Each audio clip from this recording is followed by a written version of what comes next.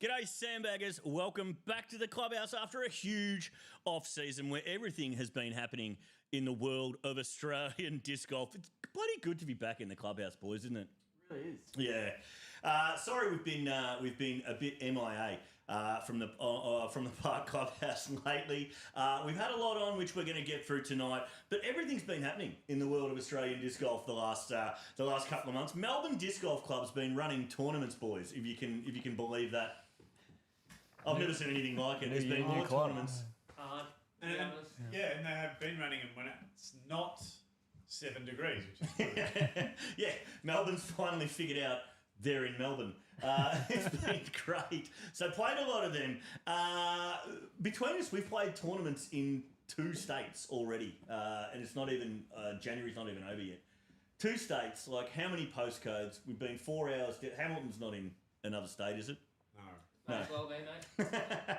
And between us, as a group, we've got 4 wins under our belt for the 2025 season already.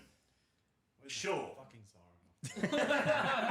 Sure, they're all my wins, but more about that later. It's all about the team tonight, right? They're wins for the team. So let's talk about the team. Right on the end of the couch, we have the man who's been he's actually moved to the middle of the couch, but he is back in town after being all over the Australian continent in the last few months, filming and befriending these stars of world disc golf and flying the Parked Media banner high. A player sponsored by Prodigy, or till recently sponsored by Prodigy, who saw Will Schusterick come in as CEO and dive straight out, opting for a Discmania bag instead, as he more closely aligns with UC Maresba's wholesome family values. It's Kyle Herbertson, ladies and gentlemen. How are they coming out, Kyle? Oh, mate, they're coming out better after I read that intro, I'll be honest. You've done that well. Can't wait, I can't believe I didn't make the Prodigy announcement page, at least. Yeah, there's been a few, hasn't there? You didn't make the core team, but you know who else didn't make the core team this year at Prodigy? Tim Bowen. I thought he might be in there as captain with Humper, with Luke Humphreys. But no good. But good to have you back in Victoria, Kyle. More about your recent travels. Next to him. Is he next to him? He's not next to him. Down the end of the couch is a man who persists with a hinge matchup that is definitely fake, longer than he persists with a putting style, or indeed tournament level disc golf. Matty Faz, how's the back this week, Matty? Well, after making a short-lived return to disc golf, the only thing lower than my new rating is my self-esteem. But I put that aside and I'll sit in front of the nation tonight and hopefully bring my best. The way you said that, Matty. The way you delivered bring my best. Look, you've played a few tournaments this year already. You did definitely bring your best to Mount Xavier, to the Golden City Classic, to Hamilton. We played the Kickstarter in Hamilton. What did he also bring to Mount Xavier and Hamilton with him, Chase? He bought a new addition to his game, and that is a disc golf cart that he spends more time wrestling with, abusing and tipping over. It's meant to help my back. And it's very, very funny And Ash and I to watch until one day when he turned on us because of his cart. He did. I know, you guys saw me struggle lifting out of the back of the ute, setting it up to play Xavier, no forewarning as to how cart unfriendly the course is, and then I go and look on the UDisc app and it says, Mount Xavier, cart friendly. Who's responsible for that? That's egregiously incorrect, and I need to send an email. Well, we do have Reece Circuit in the chat. He's as always given us an audio rundown straight away, and he has assured us the audio is working, but he might be the man to speak to about the cart-friendly recommendation of Mount Xavier. Oh yeah. But it could be Marlon Gonsalves as well down in Ballarat there. Matty, you've currently got 2 discs that you've sold to Marlon Gonsalves. Is that right? Yeah, sorry. MVP discs, I'd imagine, knowing the both of you. Sorry they haven't made their way to you yet, Marlon, but come to Werribee on Sunday. I'll be making my pseudo second return. Yeah. Oh, we've also got fresh news in from Reece Circuit, Matty, and it's to toughen up, mate. I'm not capable of that. We've also got a lake just over the fence there, Matty. So if they're Marlon's discs, you might as well just go and throw them in that lake straight away and cut out the middleman and save him some postage. All right. Speaking of middleman, he's new tonight. He's new tonight. He's flirted with the idea of coming down and getting on the physical couch since he played his last tournament in about 2018. He's a legend of the MA4 field, one of the original flying disc store aces, and bringing a bit of sponsorship, Victorian sponsorship variety, to the couch. It's Dean Feely. Now, where have you been, Dean? Thanks, guys. Look, I don't know if I'm still sponsored. Did we jump the gun there? When you ghost a company for 12 months, it's hard. But no, new sort of frontiers with fatherhood and all, which has made scheduling a bit tough. But I look forward to hopefully throwing some sort of disc in the next sort of 12 months. And if you're out there and you'd like to sponsor Dean, you can contact Park Media. Well, Dean, it is good to have you back in the disc golf fold, mate. I know Jason and I have played a lot of rounds with you. Jason's been annoyed the last 12 months you haven't been around because he's had to fulfil the bottom spot in the MA3 cards when you weren't there. But congratulations on a new addition to the family, mate. We do have a picture of the new edition here, which we did want to show the viewers, if I can just bring it up real quick. Have a look at the little bub right there. Oh, God. It's I knew I left something somewhere.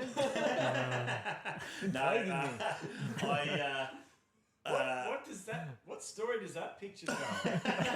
Exactly. Is that multi-layered or what are we doing now? I don't know, but the Flying Aces have already offered to sponsor that kid. He's doing all right. Have you had the kids back checked, Dean? I'm more worried about the fact he can grow more facial hair than I can. It's a hell of a beard. No, it's good to have you on the couch, Dean. Congratulations and all the best for, well, this year getting back to disc golf and hopefully next year actually playing some disc golf. Now, last of all, one half of the Two Cranked Hogs Australian Disc Golf Champions. Is that the name we went with in the end? It was our favourite. Yeah. I don't know if it's marketable, but it was definitely it was our favourite because it just was weird, wasn't it? Yeah, I mean, we're hogs and don't mind a crank, so... Jesus. You'll remember him. You'll remember him parked the Sandbaggers. You will remember him from his commentary with Matty Faz of the Disc Golf Championships 2024 in Molong. Your local expert in bowls, bush ranges, and efficient fluid transfer solutions. Jeez, I stuffed that up. That's why I don't commentate. How are they coming out, Jason? Good, Ash, and thanks for having me. It's good to be back on the couch with some new member down here. And ready to get back into another year. Hello to all my fans out there. I've missed you all, but I'm back now. Yeah, awesome. Good stuff, Chase. Well, it's good to have all 5 members of the Parked Massive on the couch tonight, because we've got a big one for you, Sandbaggers. We've got a lot to catch up on. We're not going to spend 4 hours going over every tournament, but we are going to try and touch on all the big ones from the last couple of months and tell you what's coming up in the land of Park. But to help us keep getting around the country, make sure you hit that like button, share this feed to your disc golf mates, and make sure you subscribe to us on all available platforms, because we've got them all. We also have a Patreon, which we promise we'll be more active on this year. I think there's a video from the eruption up on the Patreon at the moment, Kyle. There is a very candid look into Austin D'Alessandro's tournament play at the eruption. So Jesus. Correct answer. Check it out. Yeah, sweet. So hit us up on Patreon. The details are probably on our Instagram, Linktree or something there. But it would also be remiss of us to go any further without mentioning the huge support of Guff Ballarat has provided us throughout last year. It is appreciated. Guff support the clubhouse. They support our coverage. They support Jason in his recently acquired Magic the Gathering habit.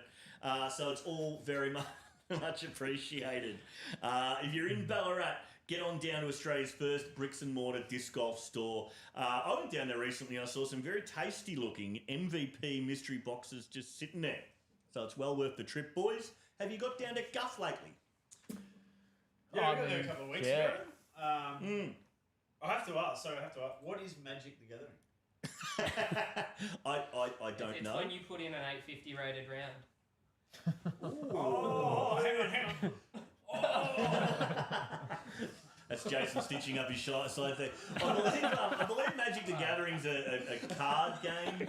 You buy cards and you pull cards out of a deck and they've got abilities on them, and then you can take other people's cards and things like that. Yeah, like the Pokemon trading card game. Is it? Okay. Yeah, okay. I guess so, yeah. It's the closest this couch is going to get to it. Yeah, I used to play. Dean, Pokemon. have you played Magic the Gathering? I've heard of it. I think it's a bit too, high up in intellect for me to. Yeah, right. It's smart. Okay. You look like you played. Pokemon, sure, but There's something for Magic the Gathering. everyone at Guff, and that's what I noticed. Yeah. You got the disc golf section at Ballarat, then they've also got the board game section. There's an arts and crafts section. I'm assuming that's for painting little figurines Warhammer. and stuff like For the that. Warhammer fans, yep. Mate, there's age groups of all different age groups in there when we were there. So And it's just nice to walk around the disc golf section and sample all 40 of Discraft's different plastics in the hand. Get the feel. it is very hard to get Matty out of Guff. Yeah. He doesn't buy a damn thing. Too much selection. I get choice paralysis from their fantastic selection, Guff Ballarat. He does take that to all the dating apps as well. So. Yeah, no, it's always nice to get down to Guff. There's something special about getting down there. Speaking of staff, seeing all the people enjoying their board games, and they've got some chairs down there too.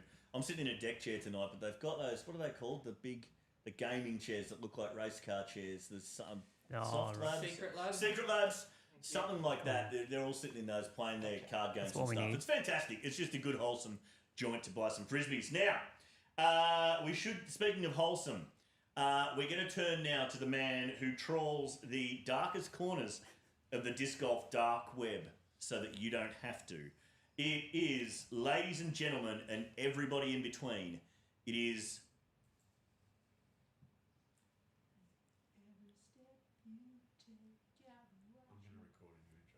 Yeah. Matty Fass. Alrighty, so it's been a while, and look, I need to bounce back after the last media watch, which was a monumental flop at Mount Gambier. So this is the actual return for Matty Farina. When Matty says monumental flop, I get really anxious. The jokes are bottlenecking there. I'm just going to let that one go. All right, no. Let's get to the media watch. A certain MPO player really been catching my eye recently. He's been pretty active on the gram. I'm referring to none other than Park Media coverage darling Ryan Deer, or as we like to call him, Deeros. Here's just a little sample of the kind of stuff he's been putting out for us lately on the gram. Cooper, they didn't bring us here to change the past. Now, Say that please take again. Note of the hashtag. They didn't bring us here to change the recurring past. hashtag here. Jesus. They didn't bring us here at all. Now, I imagine, I'm inferring that hybrid is a hybrid between like fitness influencer and like disc golf ourselves. influencer. So he's bringing a bit of both, right? And look, he's got the tools for the job. He's got a fantastic rig and he can play the game. But after seeing that video, I posed this question to you guys. Are the jocks taking over disc golf? Listen to me. I gravitated to disc golf because I failed at all my other athletic endeavors. And what really attracted me to disc golf was the fact that you didn't need to be a refined athlete to play. Okay? Now, I just feel like our fun, inclusive game that used to be for guys like Garrett Gerthy, Michael Johansson. Stay with me. Stay with me. Hang on. Oh, mouse is lagging. I knew this was going to be tough. We're getting there. There We're we good. go. Let me just... Guys like Matty Faz in 10 years? Michael Johansson. I got a great head of hair, mate. Zach Milton. Nate Doss. And Greg Barsby. None of them are athletes, and they can still excel in our beautiful, beautiful game. And now you've got these stud muffins infiltrating the scene. I'm talking about guys like Austin Turner, Give me 2 secs. Ezra Adderhold, Oh, error. yeah, even with a speech impediment, he's a 10 out of 10. Tim Ware and Gavin Babcock. Oh, Gavin Babcock. Oh, do I have one of him? Yeah, hang on. Yep. We could. These jocular individuals are coming into the game. They're taking our women and they're taking our Melbourne Pro Shop disc vouchers. Gentlemen, do we need to take back the game from the jocks? Possibly. No, you have a good point there. Absolutely. I mean, I started this because seeing it on YouTube, going, this is a piece of cake. How hard is it to fling a disc? And Right? yeah, now I have to hit the gym. This is no. And here we are at the arse end of MA4. Yes. I started playing this because I was too old to be a jock anymore. And might I say, like, I look nothing like Gavin Babcock. There's a lot going on in this picture. Well, I'm just wondering what that C stands for on the front of this singlet there, given what's south of the sea. Yeah.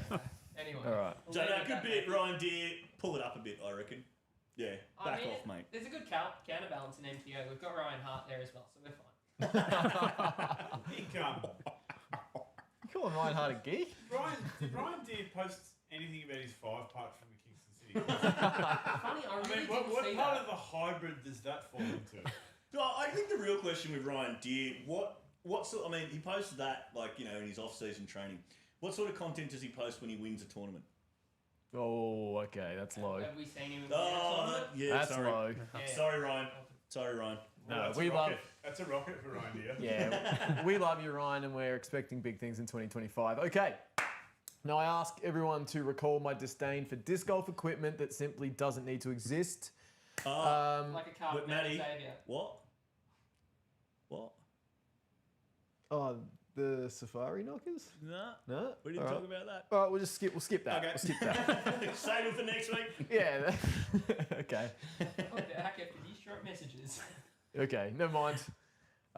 Okay. Well, That's way more of a success than his last- it This is. is so much better than auction. I managed to get one segment off. All right. This last video is an excerpt from a very serious document about a man named Dale Decker, double D, and it mostly speaks for itself. I'm just going to let you guys watch. I had my first 5 orgasms, and they've never stopped. Dale has been unable to work since the accident and is mostly housebound through fear of experiencing an episode in public, but he enjoys playing frisbee golf with his closest friends. Good form.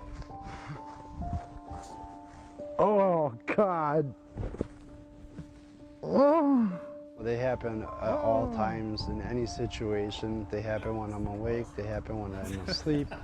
They happen in the shower. Shot since 2022. I just had 9 rather powerful orgasmic sensations flow through my entire body. And now it feels like every muscle from here to about here is doing this. While the condition is so rare most doctors can't even diagnose it, Way there. To answer your question, a girl I used to date sent me that. Right.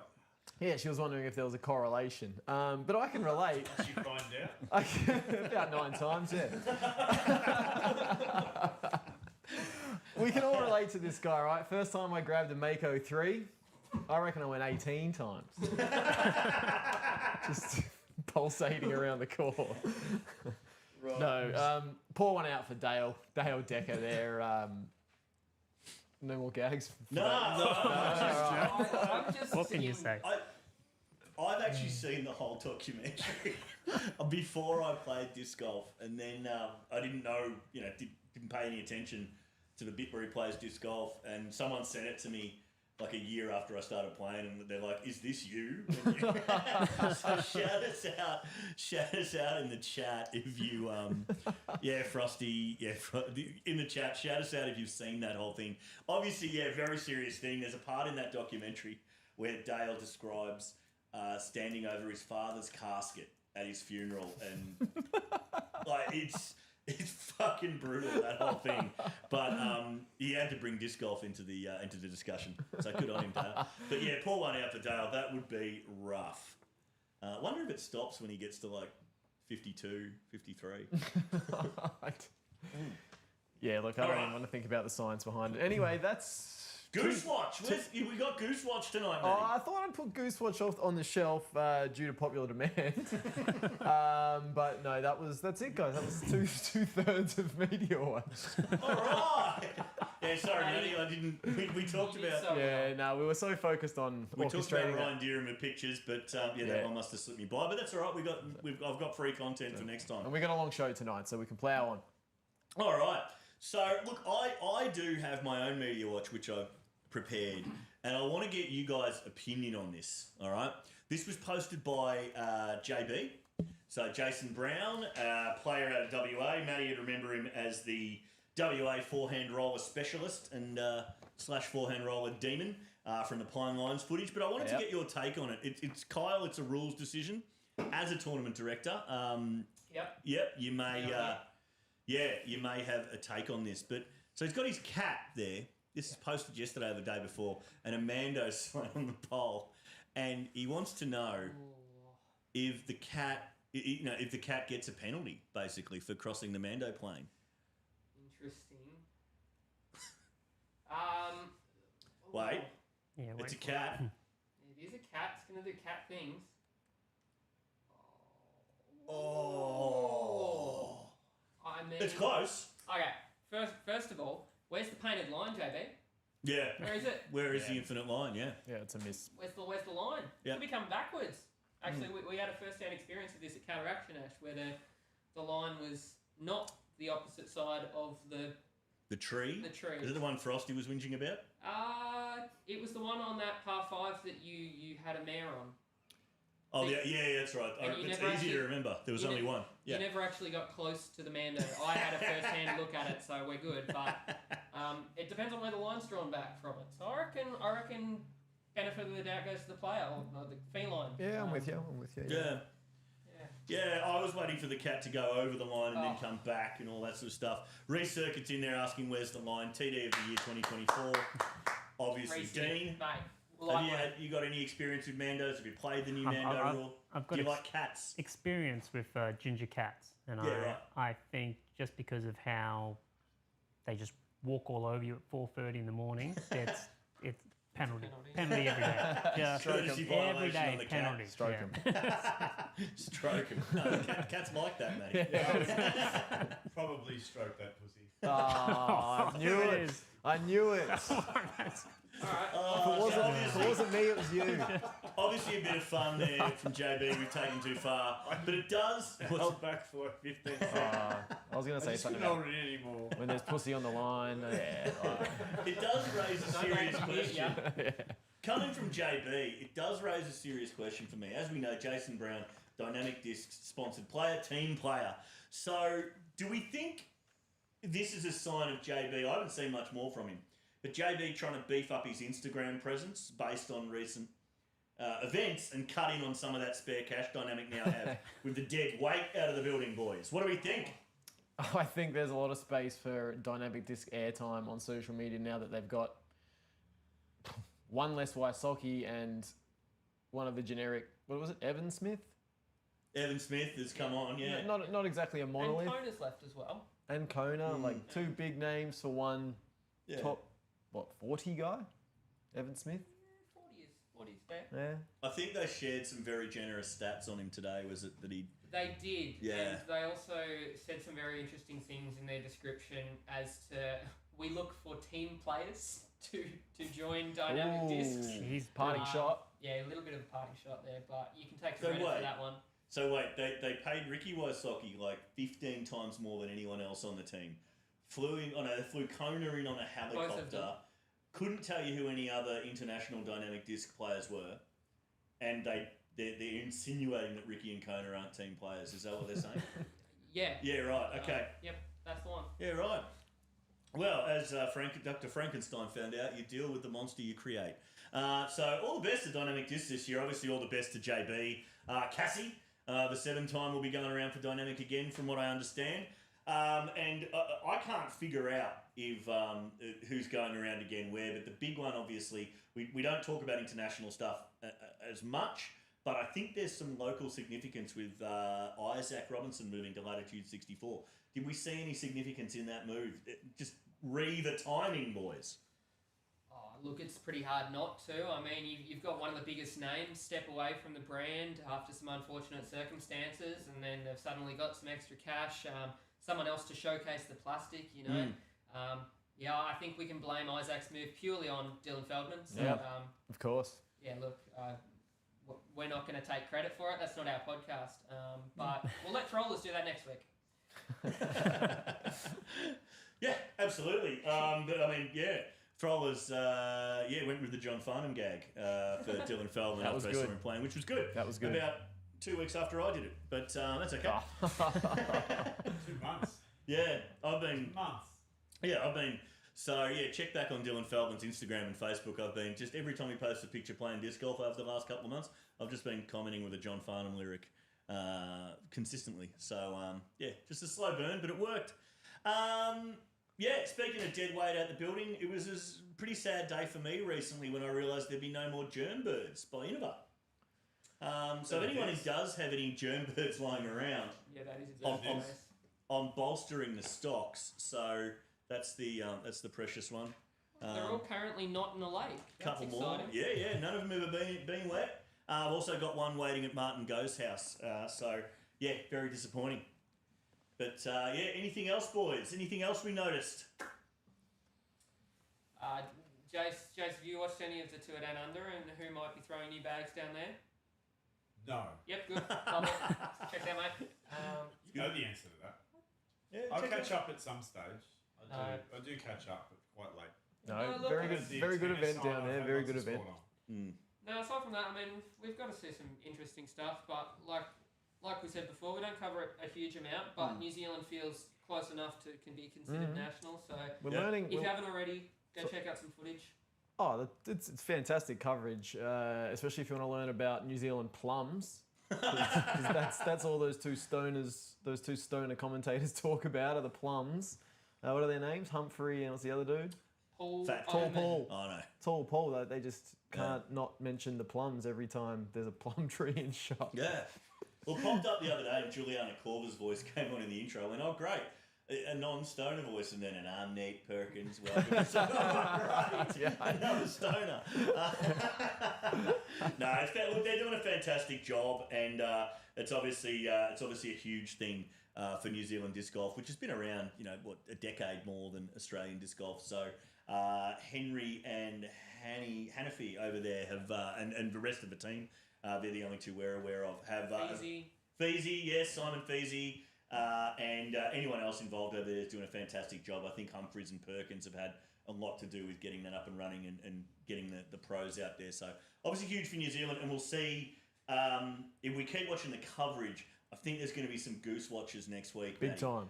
Because I think we've got a lot of Australians heading over this week. Yeah. For, I think it must be the New Zealand Nationals. Yep, shout out to all those guys. Yeah, so doubling the field, I think. Potentially, yeah. Potentially, based on population and sort of ratios. So I think that's all we've got there. So we might as well move forward because we've honestly got a veritable shitload of tournaments to catch up on and recap. Like I said, we're not going to cover them all, but we are going to move through this as quickly as we can. We've got some highlights of some of them, which I'm going to play. From our upcoming releases, the biggest of the two you'll already have seen through the biggest two of the lot you'll already have seen through our live coverage, which we're very grateful to the support of ADG and the tournaments involved in WFDF for enabling us to do that live coverage and bring it to you. But Kyle, we may as well start with the World Teams event from last November. Give us the word on the ground from World Teams. That was a large event. It's 2 months later, and I think I'm still recovering. Look, it was fantastic. Got to meet a lot of cool players, a lot of very welcoming players, and I think everyone was just super keen to be in Perth for it. Like, I think it's one of the biggest world team events ever, and for it to be in Australia was quite astounding. We had 23 teams, I believe, and fantastic teams ranging from 8 players all the way up to rosters of 15, including staff and people helping out, caddies, etc. So, were they all for Bainey? No, you only had 2 people carrying his chalk this time. But no, it was a fantastic event. Ken and Sue doing a lot of their heavy lifting over there, taking on the TD responsibilities, and all of the volunteers over there. I literally will spend the rest of the show thanking all of them, but Rob, Rick, and Christian from the scoring team, you guys were fantastic. Karina and Charlie from Woofdoof made sure the event ran smoothly. Beardy, thank you for driving me around on the golf cart to get to places. And Joanne McCamish as well. Look, just a fantastic job from everyone and a pretty damn cool moment in Australian disc golf history. So, yeah, pretty sick. Yeah, well, let's talk about that moment. I mean, we all watched it, right? I think Maddie was in the shower, but I know Jason and I were watching it. Dean, were you watching? We all know I the watched moment a I'm lot of talking it. about, right? Oh yeah, the Bainey putt. Yeah, the Bainey putt. The putt heard around the nation. The putt, I think we felt the ground shake from the team running in to, Bainey just throwing it in as casually as you like, as we know and love Bainey for doing for years. But what was that? What was the mood like on the ground? Because I don't think anyone will come at me for saying Australia were punching a bit above their weight in that tournament with the the teams they took down. So to make the final with that putt, what was the mood like on the ground in your estimation, Kyle? Oh, the mood was pretty ecstatic, and even from like everyone within like tournament HQ, it was a really unexpected result from the beginning. I mean, I think we were seeded top 10, but not by much. I think we were fifth after, kind of had a group of death to start the pool matches. So the fact that we even made it out of the pool was pretty fantastic as a first step.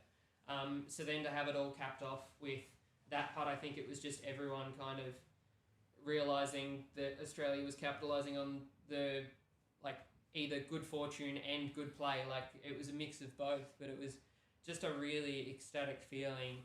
Kind of strange in the sense that it was pretty short-lived, everyone having a very early tea time the next morning, but it was really, really wild. Yeah, it was certainly electric to watch from back here, and I think, Jace, you were either here or we were texting at the time and quite into it. Yeah, it's pretty massive. It's pretty massive as far as it's easily the biggest sort of bit of Aussie disc golf coverage that I think I've ever seen by a mile. Oh, easily. It's there's not a lot of times that disc golf sort of brings that much, that much of a celebration, sort of, and especially like a teams event. You'll see one person celebrating. I mean, I think back to the Nationals last year when Dave Perry won, and that was pretty special for a lot of people. But to have all that mass rush and that excitement, you don't see that in disc golf a lot. So it was good. It was good, and it looked exactly like the Matildas won the penalty kickoff. Yeah, I think I texted Ash straight away and said you need to make that meme because that's what it reminded me of. Was the Matildas rushing the field when Courtney Vine scored the winning penalty. So yeah, there you go. Remember her name. Yeah, no, absolutely, and I think for me the moment, and it's the moment that sticks out for me in that was seeing Cass in her moon boot walking behind the team and just seeing her desperately, willing herself to get there as quickly as possible. Heartbreaking lead up to the tournament that the Aussies were able to capitalise on. So, Cass, if you are watching, and I know you usually are, we love you and we see that you're getting better and hopefully back to playing soon and hopefully back to representing Australia to put that right. To put that adoration right in Australian disc golf history. But the vibe that Cass brought to the cards, we could see it on the coverage and we could see it through social media and all the things that were being shared, really took on a different role. And I think I said at one point, in one of the comments, I commented or texted her or something, that it's got a lot of Bob Murphy, Western Bulldogs 2018, I think it was. 2017? I always get that wrong. 2017 grand final in the AFL. For those of you watching interstate AFL, 2016 football where they use their feet. Huge, but that always that tinge of seeing Cass going along behind it and wishing she could be a part of it, but obviously was a huge part of it and huge part of that Australian team. So, yeah, huge event for us to be a part of. And for those of you interested, our numbers watching from around the world were huge and really showed Australian disc golf and the Australian courses and that Mundaring course, hopefully in a great light and what Australian disc golf can bring to the world. So, thanks to everyone involved. And a shout out to our man, Kyle Herbertson here, who he thanked a lot of people. Obviously, a lot of people thanked him, but he went over there and put that on for the rest of the world pretty much by himself. As a lone wolf from Park Media, so humongous. Lots of help from Amos. Thanks, Amos. a lot of help from a lot of people, but he trudged around there every single game and did it all by himself. When the rest of the Park Media crew basically thought he was mad. Obviously, us being unavailable, faith. May being a teacher, Jace being in a busy time of year at work, and me working in a retail environment. Really unable to get that time of year off very regularly. Kyle just stubbornly refused to say this is too hard and went to WA anyway and figured out how to do it. So, you've got Park Media to thank, you've got ADG to thank, but you've mainly got Kyle to thank for that World Teams coverage. I'm going to ignore that comment from fucking Frosty. We can't share those comments on the screen tonight, but Kyle's been the GOAT of Australian disc golf for the past 12 months. Matt Hill, Mathel has entered the chat. She might have been back on the course this week. I assume he's talking about Cass. That's huge news. I'll look for some sign-ups. Dynamic Discs will be happy. I think I saw her on Instagram on my way over, actually. So, yeah. All right. Well, Dynamic Disc has got someone on the course. Fantastic. Well, all right. Well, that was World Teams. Again, huge shout out to everyone involved in that. And I don't think, have we mentioned the two summers? Yes, we have. All right. I was probably Ken and fiddling. Sue for putting me up in their house. Finny for the caravan. Christian for helping me get around occasionally and for doing a lot of the drone work, as well as Blake that you'll see on the coverage, and for generally being a legend. He's watching all the way from Germany at the moment, so hi, Christian. I thought you meant Blake. No, Blake's not in Germany, goose. Lovely. All right. Yes. So that is. So that's World Teams again. Incredible for Australian disc golf to see. Now we're going to move on to the Australian Disc Golf Championships now, and I am going to hand over to, and everyone else, feel free to chime in and ask questions if you want to. But I'm going to hand over to the two cranked hogs who were commentators for our live coverage of the Australian Disc Golf Championships. We also have a highlights package we'll show in the background, so feel free. It'll come up on our screen here. Yeah, what a weekend. Welcome back, disc golf fans. Sorry, we're not commentators. What a great weekend we had, Matty. We filed into a camper the day before the Nationals last weekend. Felt like a bloody rock star. We did, and we with Kyle Herbertson, and we hauled our way up there, and for the 8-hour drive. But this man on screen and his darling wife, Sharon Costa, or Bob as she likes to be known, put on an absolutely spectacular tournament, would you say, Matty? They couldn't have taken better care of us. The treatment, absolutely. The treatment we got in that sweltering shed was second to none. But it was well thought out. The way they designed everything, the way the Ace Run ran with the food vans just sort of behind, and the amphitheatre style spectating was the second night, I think, of the time. It was just a great place to be, wasn't it? Yeah, the campgrounds were just a fun atmosphere. Like as soon as everyone got off course, they were playing catch, or once everyone had finished their round towards the end of the day, just playing the course, hanging around the practice baskets, and but the course was played quite difficult. The weather was outstanding, but here we have the FPO winner. Yeah, and one of the highlights of the weekend, I hope we get to see it, her throw-in birdie on the treacherous Surely 16. that's made the highlights package. Yeah. And Peyton Miller, I believe she was then, really gave her a run in this FPO competition. Yeah, Peyton came back on that second day, but Hussey was just too consistent. We'll have that coverage post-produced coming out soon. Peyton's the one holding the disc. That's Billy the course dog, and he was a bit of a unit throughout the weekend as well. Gina was plugging away in the FPO as well. But yeah, they put on a great show. But Huss was too strong in the end. Peyton came at her on day 2 and it got to sort of 2 or 3 shots with this absolute weapon. That's CTP for the weekend on that hole, I'd say. It was, and a Across big all putt divisions. like this that's on the loader, so nailing all the iconic holes, Peyton. But yeah, it was a great battle in the end. But yeah, Huss was too strong, and this was a lovely shot from Gina. I remember. Yeah, one of the fun holes to watch too. Yeah, so we had a great time teeing off at 7 in the morning or something ridiculous like that, wasn't it? 7? 7, 8. It rotated between the two, just early enough to wake up Bainey with the mic on the first tee. But yeah, it was, and the weather was spectacular. It really was. There was not a breath of wind really all weekend, was there? Oh, well. I wish there was, but you're right. Compared to the following weekend, I think we were pretty lucky. Is that the same hole she pinned? That's Huss doing that 3 days in a row on that hole. So she really did not have trouble with this. Oh, here we go. Here it is. Have a look at this. Third one? No. Oh! And there's this one. Oh. Bang! The reaction. There it is. How big are they?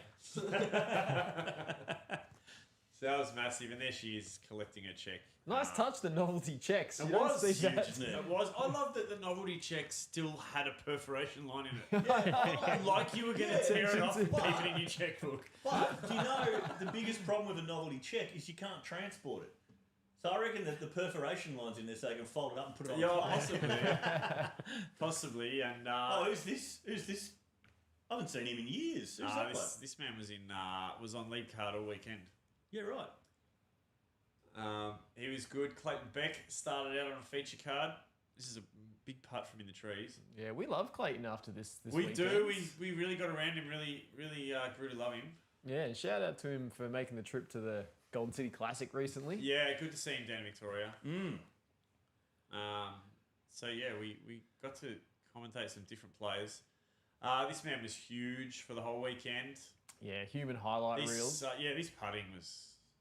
It really was the difference, wasn't it? Yeah, I mean, outside of Perry, it really was a display of the difference. Yeah.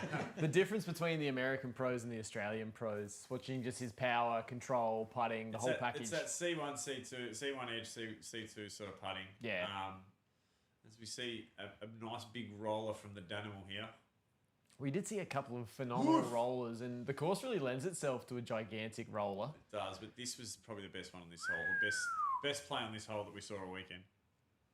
All the way up to the Mando tree. That's one way to get the birdie. It's just unreal. Yeah, circles back. Love it. Oh. I think 190 metres. I think we measured that out. Yeah, this one from Thomas This is huge too. lives rent-free in my memory. Yeah. Oh, no. I know. Yeah. It was big. And Like the cut roll. Ollie. Boom. Yeah. Cut rolling to the other side of the fairway and then coming back. Outrageous. Yeah, it was good. And him and Dave and Blake Houston on Is the this the final eagle day. on the same hole? No, this was just another demonstration of his massive putting. Him and Blake and they were toe to toe for that back nine and really quite close. Mm. And while we've got in the background there, thanks to our volunteer catch cams over the weekend. Yeah, Neil Vogel and Cal Ford, sorry. Yeah. Yeah, they were huge. Got out there in the heat, never done it before, had a crack. Picked it up real quick. Yeah. And I've got to say, as sort of, I guess Park's OG catch cam, we've got a few more now, but really interesting to watch from my perspective, Cal and Neil do it and get some different angles to what I would have thought of getting, stand in different spots, see coverage done differently. So love having new blood there. So if you're ever interested in having a crack again, boys, definitely hit us up and I will sit down and sink piss for an entire round while you do it. More than happy to do that. So yeah, great work. Yeah, they were a big help, and we definitely couldn't have done it without them. Yeah. And it did mean that you two cranked hogs could take care of business, and I think you guys did a fantastic job of that as well. Yeah. Thanks, Yeah, Kyle. absolutely. Hoping we can get a bit of a stronger female presence for the FPO next year. I think 6 hours of us in a day is a bit too much for the We've been known people. to wear thin on people. Yeah. It's sporting that brand new haircut, wasn't he, Dan? Frost? He's looking good, isn't he, Frosty? He is. He's looking Trim. trim and mean. Yeah. Big Clean and 2025. mean. Big 2025 for Gindy Disc Golf Shop Zone. Yep. Playing with the crowd. If It was someone- such a fun tournament. Has he got a crowd? Yeah, there was a Yeah, crowd. right. Oh, wow. Yeah, okay. Yeah, there's a Where's crowd. Goose Watch, Matty? Is that a Yeah, bowler? Yeah. Watch this. Yeah, this is big. This he outdrove Thomas for this one, didn't he? Yeah. Oh, that's He right. got goaded into it by Thomas and the crowd. Yeah, it seemed like, and that's the vibe I think that came across as we were commentating too. It was just this was heartbreaking. This was. This- Yeah. Oh no. You don't see Dave run into often No, either. no. And then he had to U-turn it, I think, as you put it, Matty. Yeah, This he is- This did. was the This big. is Paddy Robinson's shirt, isn't it? This on was the Thomas? roller. Yeah. This was the roller that could have made. Yeah, this was is going to make or break this deadlock. this is 17, isn't it? Yeah. And Hole then 17. it just It it's just so won't long. quit, will it? It's so long. Wait for it. It just rolled OB, Oh, but it got in his head. Then he missed the the birdie part, part. didn't Yeah, you're right. Yeah. he? And as we see the great man, The Dave moment. Perry, look at him. Bainey's wrapped for him. He Yeah. was. And the outburst of emotion, how good was that? He hung around Bainey. No, he putted in his birdie and then he hung around especially because he wanted to be there when Dave won. Yeah. He's great. man. Bainey knows where the cameras are. Well, there's that. No, he's a huge supporter of any disc golfer. And as we said, Bainey, Matty, there wasn't a dry eye in the house and definitely not in our commentary box. We were very sweaty, if that's what you mean. No, I had to take 10 seconds away from the microphone because, it was great to see Dave. It was emotional scenes, yeah. Look at that. Cool 1,785 clams. And what I noticed about that check too is you could actually fill anything. They haven't done the dash at the end of the number. Oh, so yeah. you can actually, Yeah, Just add a few yeah, they didn't write, and no That's sense. terrible. Yeah, you could actually just write whatever you want in there. Put 3 more zeros on the end of it. So Dave Perry, if you're watching, and I know you do, if you've still got that check, get on it. Rinse the Costas. Yeah, what's that? Rinse the Costas. Don't do silly things. No, we love the Costas. We love the Costas. And Molong. Even more courses are being put out there. I don't know the full story, but they reckon it's going to be somewhat of a disc golf mecca in They've got central, plans. They've got big central plans. Australia. So we're going to have to book some flights to Orange Airport and check it out again soon. Yeah, definitely, mate. They've got big plans and they're not stopping at that. So, yeah, love the energy and the positivity that they go about it with too. So, For sure. Kevin, Sharon, And thank you very much. the other big thanks to ADG while we've got the airspace Yep. with the Australian Disc Golf Championships. After the success in Tassie last year, we put a quote to them again for live for Molong, and they just went for it again. Yeah. And it was fantastic, and we're so glad to be able to get the opportunity to do it again. Hopefully keep this as a new Nationals tradition of having live Australian disc golf. I think we'd out hate in the world. everyone. I speak for everyone when I say we'd hate for it not to happen. Yes. Absolutely. We've got Yeah. used to it now, so Well, we can, I don't think it's giving away too much to say we've already started discussions for WA next year. No live or anything mentioned, just a bit of exploratory rangefinders on what Park can do for Nationals for 2025. So, very exciting. Speaking of very exciting, we came back from Nationals, or Kyle, Jason and Matty came back from Nationals. I finally finished my horror run of work at the end of last year. By horror run of work, I mean I had some to do and needed to. And we went into what is probably traditionally for the Victorian disc golfer the final tournament of the year, the last one before Christmas, before Melbourne Disc Golf Club wakes up a few days after Christmas and goes, we better put some tournaments on. The Rudolph Riot in Geelong, gentlemen. This is a tournament that's been played by the illustrious likes of Terry Miller, played it. Scott Stokely played one round of it. He tried. He got halfway through. Yeah, he did. And then he had to get on the Spirit and go to Tasmania to run a clinic or something, or film a YouTube video, or Walked 20 Ks with Atticus Ariston. He did playing actually, didn't he? the world's Yeah. longest par 5. Yeah, so I think it's the 17th year of the Rudolph Wright. Dean, you're a Geelong man, you'll know. Jesus Christ. 17th, 11th. I don't. I would have said 10th, 11th or 10th. Six, 16th or 17th. It's big, yeah. It's been around a long time. And, you know, going back through the stats the other night, there was sometimes 6 or 7 players years ago. But Dave Gannon's thinking ahead and seeing things coming. But we do need to get through the Rudolph Wright. 15th year, I stand corrected. 15th year, there we go. I thought it was a big one. So for this year, they had the Rudolph Wright, as you'll see in the flyovers here. Great B-roll, Chase. Thanks, mate. Some fantastic flyovers here. I was actually looking for my disc that was in that pond. You actually did help find some discs in I the did. pond, didn't you, when you drove? But yeah, so we headed down to Warren Ponds to a course at Deakin University down there. That Matt Hill, or Mathel as we call him, just because it's easier and we don't put a space in his name. That's hole 18, isn't it? Right. That's sick. Yeah, it's lovely.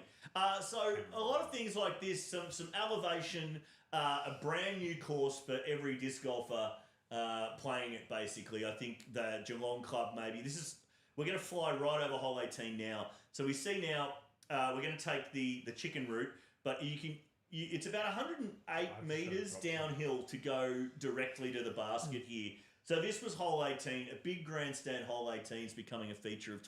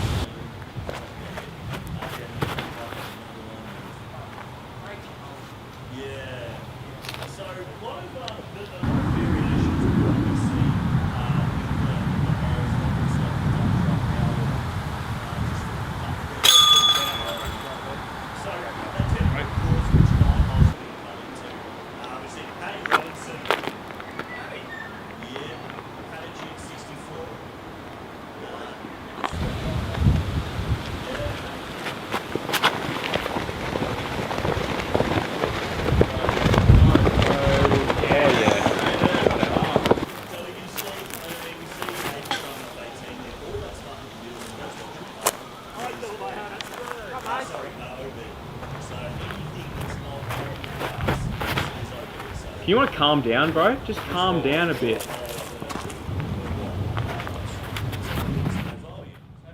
There we go. All right. It's down. Look at that. Look at that. That's Rian Deere. Come on. Yeah, you T seconds. Is there trophies for second and third? I wouldn't have thought so. You never know. You guys will split the cost. Thanks, mate. Split it. You'll get $11. We will, but will we get more than I paid to play? No. Thanks, mate. Between that, You had to come second. Aiden Howard taking that event. Could be tied. Taking that event down. And look in the background. There he is, Big Dill Feldman. Made it down there. But Aiden Howard getting a 5-stroke win over Disc Golf Warehouse and Melbourne Disc Golf Club compatriot Ryan Deere, and name compatriot of second place getter Ryan Deere, Ryan Hart. And then Patitude 64 making, it's fair to say, a big comeback in round 2 to finish third, because Paddy had what most would call a stinker in round 1. He got none of the luck. Just hear hot wind coming from Ash. Yeah, okay. They might be joking. Yeah, cool. All right. But we had a controversial win in MA1 at the Rudolph Riot. A controversial win in MA1 from Blake Nichols, who'd made his way back down to MA1 from MPO for the year. MA40, Taron Anderson. Well, who cares about Taron? MA50, Mike Vanderlinden continuing his strong run. Seb Gutierrez. It's all Melbourne so far, isn't it? Alice Rendell in MA2. Damien Cos-Beckwith coming in with a massive round on day 3 in MA3 and just blitzing us on lead card. And in MA4, Richard Lewis Shell. So big weekend for the hyphenated names. Megan Joy in FA4. So boys, Dean, how'd you feel about the Rudolph Riot not being at the Eastern Parklands or whatever it's called? No, I'm all for more courses in Geelong, and if this Deakin Uni one gets up and it's more permanent. It already has. Haven't they got 9 there already? They've got 9. I've heard, yeah. So the more, I mean, I prefer 18, but I haven't Baby thrown a disc, so I can't. We're from Melbourne, we used to 9. Yeah, there you go. So 2 T-pads though. it's brilliant. I mean, I remember playing. I think the Rudolph Wright. My first one was at Bowen Valley, so Yeah, right. it's stepping up from to Eastern Gardens, and now Deakin can only be bigger and better, I reckon. Yeah. Yep. Yeah. Couldn't think of a better place for a new course either around Good the to have uni it back either. as a 2-dayer as well this year. Yeah. It was a 2-dayer the first time I played it. Tea time 2-dayer, and then the last 2 I think have been shotguns. Yeah. At least the last one, so it was good to have that back.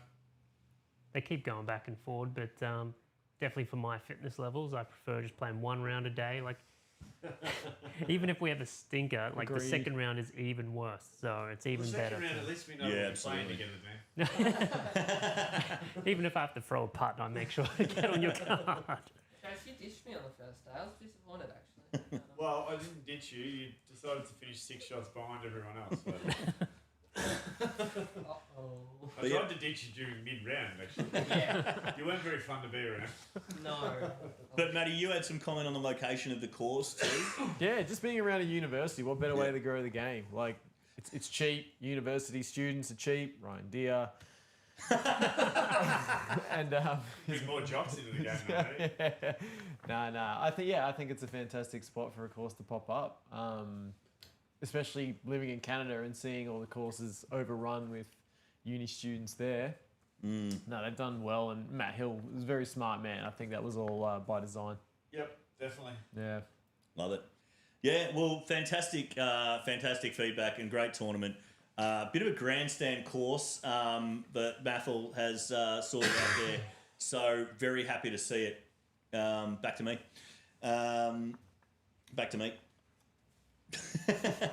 Very happy to see it. That's all right. Just a bit of variety for the lads and ladies watching.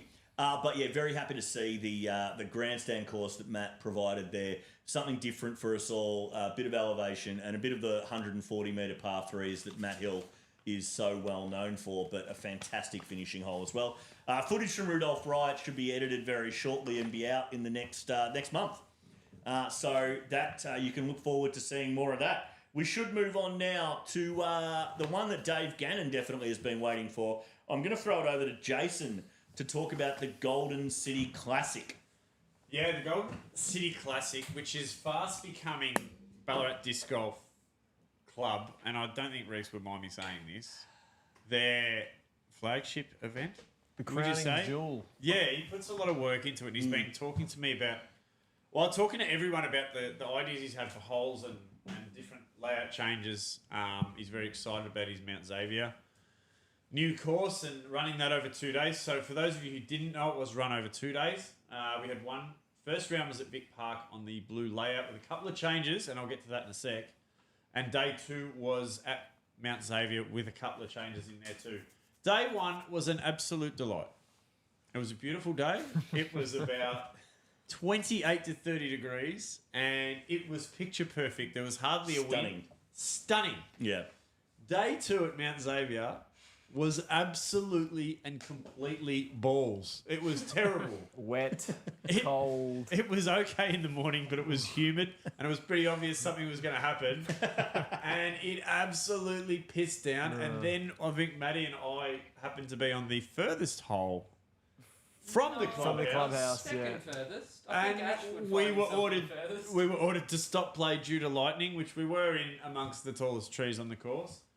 We braved it, went through the rain, walked back, sat in the clubhouse for well over an hour, and then had to go back out and play 3 holes, which we were just gutted. We just did not want to be there. But anyway, that threw Parked Media all sorts of challenges because Ash and Kyle were battling it out still in MA3, and we had no time to get them off the course, and MPO wanted to start, so that left us... we stepped up. Yeah, we stepped up, and 2 of them, the clearly most useless members of Park Media when it comes to anything tech, managed to get 3 cameras out and rolling and on course. Reece only had to hold the players back once, but we managed to get it. We managed to get it all happening, and it was a great tournament. So the course changes, and I'd love to get everyone's feedback. Hole 18 at Vic Park. Oh yeah, was it was never has never been played before, but it was from the other side of the rotunda or undercover area to where hole 3's tee pad is, and we threw over the water, and that threw over the water to 16s basket, Yes, blue correct. 16s basket, yeah. and Which it is was a crap about- hole, no offense. You didn't like it? No, it's replacing a Oh, crap hole. 16, 16's a rubbish hole, yeah. Yeah. So, yeah, and we had to throw over water. It was about an 85 metre carry, I think, and we had the Toblerones, so you didn't have to hit land. You had to get over the sponsor boards. And I, for one, threw a couple in the drink, and I know Maddie did. I I'm got a pretty sure triple. Ash did as well. So I did, yes. yeah, so I think plenty of players lost plenty of discs. But what did you think of it, Maddie? Well, they had the little coupon redemption Yes. thing going on, which really softened the blow. It made you want to throw the water. Yep. Saying that- Until we found out that raffle winner was Wayne Govan. But no, so Love that you, was and Kyle, you obviously being a lefty just went round the left hand side Yeah, I was boring. and parred it. Yeah. Yeah, so you didn't end up with a 6 or a 7 like Matty and I. No, I thought better of it. If it wasn't a tailwind, I might have. but Yeah, no. fair enough. No, tough shot for a lefty, but yeah, great hole, Reece. And once again, I'm not sure that this was as good a hole at Mount Xavier. It was hole 1. He used the tee pad the tee off for the golf club. And we teed down a big long fairway, and we had to crash through some trees and use the end of the standard hole 3. And look, I thought the planning behind and the tee off and having the geographic location on the course was great. Set up just in front of the clubhouse. I thought the hole was a bit rubbish, though, to be honest. Yeah, I didn't like it. I liked it, but it's a shout out to Circuit. He's got a flair for the dramatic. He knows how to set a stage. He's got something in mind, doesn't he, when he does this? So. Well, I remember very early on in the piece, I think Kyle and I and potentially Jason went down and played Mount Xavier. Maybe it was just Kyle and I. And Reece Circuit was there, and he said to us when we came up hole 18, imagine this on the final hole of the tournament. You know, it's a birdieable par 4, like it's a must-get birdie par 4 on the final hole of the tournament. So even hole 18 at Xavier, he was thinking about in the design. So sorry, back to your recap. But yeah, so it was good. It was a great tournament, apart from the shit weather, which Reece could do nothing about. And the poor guy was on the lightning radar for the entire day, just getting updates. It's like a meteorologist. And he was on top of notifications it. set I reckon I had a flash above me somewhere around the end of hole 14, and by the time I looked at my phone, there was a thing telling me to get off the course. So I was like, that was quick. But that one, so he was right under that, and no one was there was gonna be no casualties in Reece's tournament. But just to recap the scores, Dave Perry was like 9 shots ahead of anyone in the MPO, and that's just, I think, what Dave Perry's going to do this year. MP40, Ruben Berg, pretty commanding there, 13 shots. MA1 was won by Penn Lou, Claire Bruton, FA1. MA40, Taryn Anderson, starting off with another win. Kerry Edwards in the MA50. MA2 was Thomas Jankar. MA4 was Granger Woolley, well done Granger. And FA4 was Marta Lise Valg, who is Marcus Vallada's partner. Yes. So, yeah, but I did obviously fail to mention, as we cross back to Ash, that he was the MA3 winner of the Golden City Classic. So, well done, Ash. Played very good. Earned that dog bowl. Yeah, and better still, he beat Kyle, which is even better. Plot twist, Jace, I beat myself. And Maddie and I came in stone motherless last. Ash just had us. He just had us. Yeah, we sort of like took our foot off a little bit because we knew we'd have to film. So Yeah, it was conservative. yeah, that's it. Conservation. We thought we'd give the other guys strategy. a go. Yeah. Well, Plus 24, I think I should. I do want to say thank you for the kind words, boys. It was a big one. I enjoyed it. I like the Mount Xavier course and had a lot of fun there. I do want to address some comments in the chat from Cam Abratansky. Bagger, Ash should move up to MA2. Dave Gannon, Ash should be moving up to MA2. Yeah, look, probably will just because you blokes are annoying, but, don't move up to MA3 when you're 8-10 rated, perhaps, and you won't get done, is also, is my retort to I that. moved up to MA3 well before I was 18. But yeah, look, you're going to cop it. It's the People's Division. It is, but you're going to cop it because you literally called everyone a sandbagger who's won anything in the last 2 years. 100%. Yeah. So I urge all the Parks Media family out there, if you see Ash on the course, let him have it because he'd do it to you if the tables were turned. So let him have it and tell him all about it, that he's a massive sandbagger. 2 wins now in the division, and you know what he'd say to you? That's all I got to say. And still 21 points below the division cap for MA3. Oh, so. now he's talking division caps. And ratings. Now he's talking division caps. Yeah, it's a game. It's not a game of potential. Moving on, It's anyway, a game about what has win. happened. No, but I think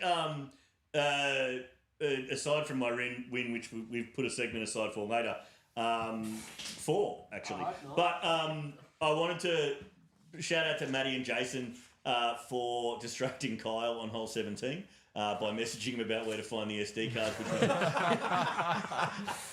the cameras. No, just on this. So I had the pleasure of going to Nationals with Maddie and Jason, and the night before when we got in at about 10 o'clock after the pub was nearly closed, I had the pleasure of setting up all of the live cameras for a test run, and the mysterious look on Maddie and Jason's face as I set up their commentary camera in Jason's bed for the night, it really gave me all of the knowledge I needed to have about how capable they are for this. Yeah, anyway, back to you, Ash. In our defense, our sleeping aids had kicked in by then, so I wasn't at my cognitive peak. Thanks, Cam Abratansky, for those sleeping aids too. Maddie, as these 2 sausages. I believe those were some of my choice words. Yeah, Maddie, I feel it pertinent to advise you at this point. AIDS just doesn't happen when you're sleeping. But I would like to shout out. Kyle and I had a conversation on hole 17 when we were neck and neck. I think we went into 18 tied with Riley Sanders, who we should shout out, had an incredible final round, and we both thought he's going to be no chance at Mount Xavier because he can throw big but not straight. Turns out he can. But we were battling it out, going into hole 18 tied. Maddie and Jason, Kyle and I decided, you know what, maybe we just film the back 9 of the Golden City Classic. We don't know what's going to happen. We'll end up at all in the team. We'll end up in a playoff. Where was the evidence-backed research to give me faith? Absolutely soul-destroying. It was always going to take a moment like that for us to get our chance. If we end up in a playoff, we'll have to, we'll be going for longer. Kyle gets a message from Maddie or Jason, where's the SD cards? I'm like, shit, they're going to do it. But the thing I really want to call out here is Chris Salter. Yeah, if you're watching or if you watch at some point, took over what we call Reaction Cam. And I've actually edited together the Golden City Classic footage the last 2 weeks and did a bang-up job until Kyle could get there and take over. Literally was asked about 3 seconds before the tee-off. Before the first tee-off, Reese and I said, are you doing anything? And we gave him the camera. I told him where the record button was and just said, just leave it running. Yeah. And he worked out where to stand, so it was pretty amazing. Thanks, Reese. Thanks for helping out. Yeah, massive. So obviously greatly appreciative of anyone that's helped us out. And obviously, huge shout out to Chris there. Tried to catch you afterwards, but I think you had to head back to Mount Gambier. If you do see us at the tournament, come up and say g'day and let us know. If I've got some merch on me, I'll sling you a frisbee or something. Glow River. A Glow River. Glow River, yeah. A lot of chatter in the chat about sandbagging too from Jade and Frosty. And Dave Gannon, who I'm pretty sure you enjoy watching footage, don't you, Dave? Yeah. But no, obviously the reason that we all play MA3 as long as we can is so that we can film. But, you know, silverware's nice too. All right. I believe I forgot my siren. So, Problematic, honestly, Look, Chase. prepared is not in any sort of realm of descriptions I would use. It's more par for the course. That's probably fair to say, Dean. Geez, good to have Dean on the couch, isn't it? Yeah. That's the one zing now I'll go. We did. I've even got sound effects for it now. We did. Dave Perry's actually getting accused of sandbagging because he's not playing on the Pro Tour. In Fair. The That's fair. But yeah, we should move on to the last tournament. We've got a recap for tonight before we move on to other stuff. Make it nice and quick. What's that? Make it nice and quick. Yeah, well, I wouldn't mind chatting about this one a bit. Kyle and I went up to Sydney recently to play the Cataraction. I see what you did there. Recently. Oh, recently, yeah. To play the Cataraction at Cataract Youth Camp or Scout Camp just outside Sydney in a town called Appin, about 45, 50 minutes outside Sydney proper, which was run by my Heiser Flight teammate, Reese Wisniewski, who I've got to say, and obviously you should mention Liam Orngle, LA Disc Golf as a assistant TD and course designer. Yeah, I'm not. I'm going to catch up on the comments later. But Reese and Liam and the team at Wiz Disc Golf put on an incredible tournament, I've got to say. An incredible... what's the word? It's a spectacle. Yeah. A spectacle. We've lost to Matty Faz. He took the wireless mic with him, so what you hear next, who knows? There's a mad panic there. Yeah. Anyway. She's going to the toilet. I didn't think about that. Matty, A naked gun situation. Welcome back, Matty. Sorry, just had to stretch the legs. Yeah, all good, all good. So yeah, we went up to Sydney, town called Appin, Cataract Scout Camp, played the Cataraction, which is the first Cataraction, I believe, and quite an experience. It was a spectacle of a tournament on a sprawling course that played pretty fucking hard, Kyle. I would say so, yeah. I mean, it was one of those courses that if you went out there and aimed for par on every hole, at least for the intermediate, it felt manageable, but some of them out there were just ridiculous. And especially on the advanced layout, it was a true test, honestly. And seeing a very good field up there, there was quite the MPO field. I think it was 20 odd, which is credit to Reese getting all those guys and the sponsors of the event as well. But watching the best of the best shoot pretty poorly, it kind of seemed accurate for the type of course that it was. It was fantastic. What did par rate? Par was 10.01 the first day. Wow. Okay. Insane. That's on the pro course. Yeah. Yeah, the advanced course. I'm going to say, there were probably, 7 or 8 different tee pads for, even more, for the AM layout. I believe it was 6 different tee pads where a lot of the par 3s were the same. A lot of the par 4s were short. Par 4s played as par 5s for the AMs, or the par 4s for the pros played as par 5s for the AMs, yeah. So it was all the par 3s were shared. Yeah. Yeah, so a really interesting setup for that tournament. Obviously, hole 18 I got a lot of messages about, which I should say was significantly more difficult on the advanced layout than it was on the AM layout that Kyle and I played each day. So I was getting messages saying, how the fuck have you parred that when, Ryan Johnson's taken a 13 or...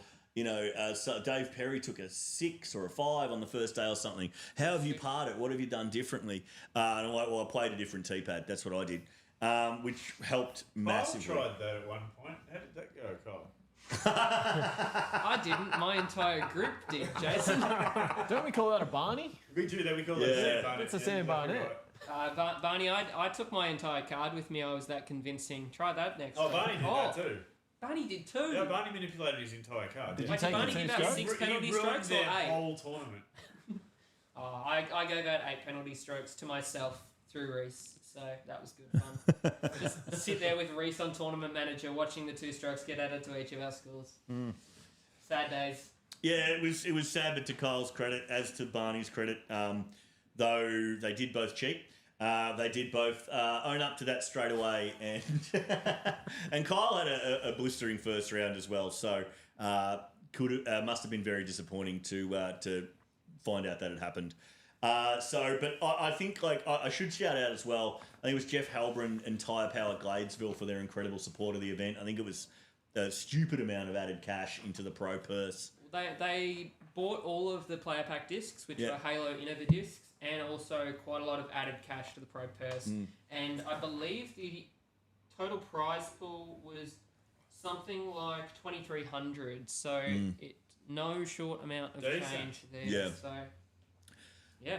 Yeah, so I think with the overall tournament setup, the different courses, the level of difficulty on the course, the player infrastructure there, and the player experience there. Camping on site. Yeah. It was fantastic. Camping on site, but also Chili and Gina were there. And we walked into Tournament HQ on day one, which is a big scout hall, sort of mess hall setup, empty obviously. But they had their 6-person tent set up inside the Tournament HQ with the kids there as well. So everything catered for. It seemed to me that Reese and the team at WizDisc did everything they could to get those high-level players and disc golf personalities there. That's what tournament directors should do. Yeah. That's a... Frosty in the chat. Something it needs to creep in. Felt like a major. Frosty, yeah. It definitely did. It felt like a major. Yeah, 100%. I couldn't. The only thing that made it not feel like not feel quite like a major is that David Eames and Tanya Bean weren't there. Oh yeah. But yeah, everything else, infrastructure, player service, course, just the line markings. Everything had string lines. There were strings on every basket for your 10 metres. There were everything you could think of was possibly there. He did this really interesting thing where obviously it's not a permanent course. So, and I'm from Melbourne, so this is completely foreign to me. But he actually got rolls of AstroTurf, hammered pegs into each corner of it, and had a T-pad because it potentially was going to rain. Which was revolutionary for me coming from Melbourne. Good thinking. Yeah. So That's incredible. how easy it is, folks. Yeah. Huge and great to see so many big name players there, and great to see so many Park Media legends. Broden Sherritt in the chat as well, calling it the 7th major. And that was going to be my question. Is there a new big dog tourney in town? To Kyle, I guess. Maddie and Jason Dean haven't seen much of it yet, but is there a new big dog tourney in town? Is there room? I mean, I feel like it. Obviously, those in Sydney have seen the news about Armory potentially no longer being a course, and then you've got Molong, you've got... How come? What's the reason behind that? Repurposing of the land, I believe. But... Turning it back into an armory. I think that the location of Appen and the Scout Camp and all of that only being like an hour from the top part of Sydney, like it's so much easier to get to. It's a lot more affordable to be able to like fly into Sydney Airport and then move out from there. I feel like it's in a spot where you can definitely build out that infrastructure to, if not make it a major, make it a like fantastic standalone tournament, or compete for that spot as well. So look out, Cataraction, in years to come, you reckon? And if you didn't play this year, get there next year. Yeah. I've got just a few things coming through in the chat there. David Eames has come in with Tan wouldn't let me go, or Tan would have let me go. But yeah, Cam Abratansky saying there's good shitters. There's a man who hasn't shat in a real toilet for an entire year driving around the country. So Jade Brady, I assume, talking about the Armory, not a huge loss. Disc Golf Gold AU course was good, I assume referring to the Cataraction. Some people think the prizes for AM were very light. I've got nothing to comment on. I didn't see any. I gotta say, Disc Golf Gold AU, I don't mind it. But I can see what you're saying. Jason, where the fuck's that siren? How could you But- do this? Yeah, I knew can this see what was you're gonna saying. be a tough episode. I can see what you're saying, Disc Golf Gold. Yeah, compared to other tournaments, not no vouchers, no anything like that. I'm happy with something to hang on the mantelpiece, but I guess a lot of understand a lot of players necessarily aren't. So As yeah, far as I'm in a players different. packs go, they were pretty decent too. I think. From what we saw, obviously we didn't catch a disc for it, but the rest of the players pack, it was pretty standard. Yeah. Um, So you had your Univer Halo disc, you had some Tyre Power Gladesville, you had a drink bottle, a hat, a sweet bag patch, like a Velcro patch Yep. for the Cataraction patch. At the end of the Some day, gummy though, bears. At the end of the day, should we ever judge a tournament based on the play pack? Guess that's what we'll find out later, Jace. Okay. Foreshadowing there.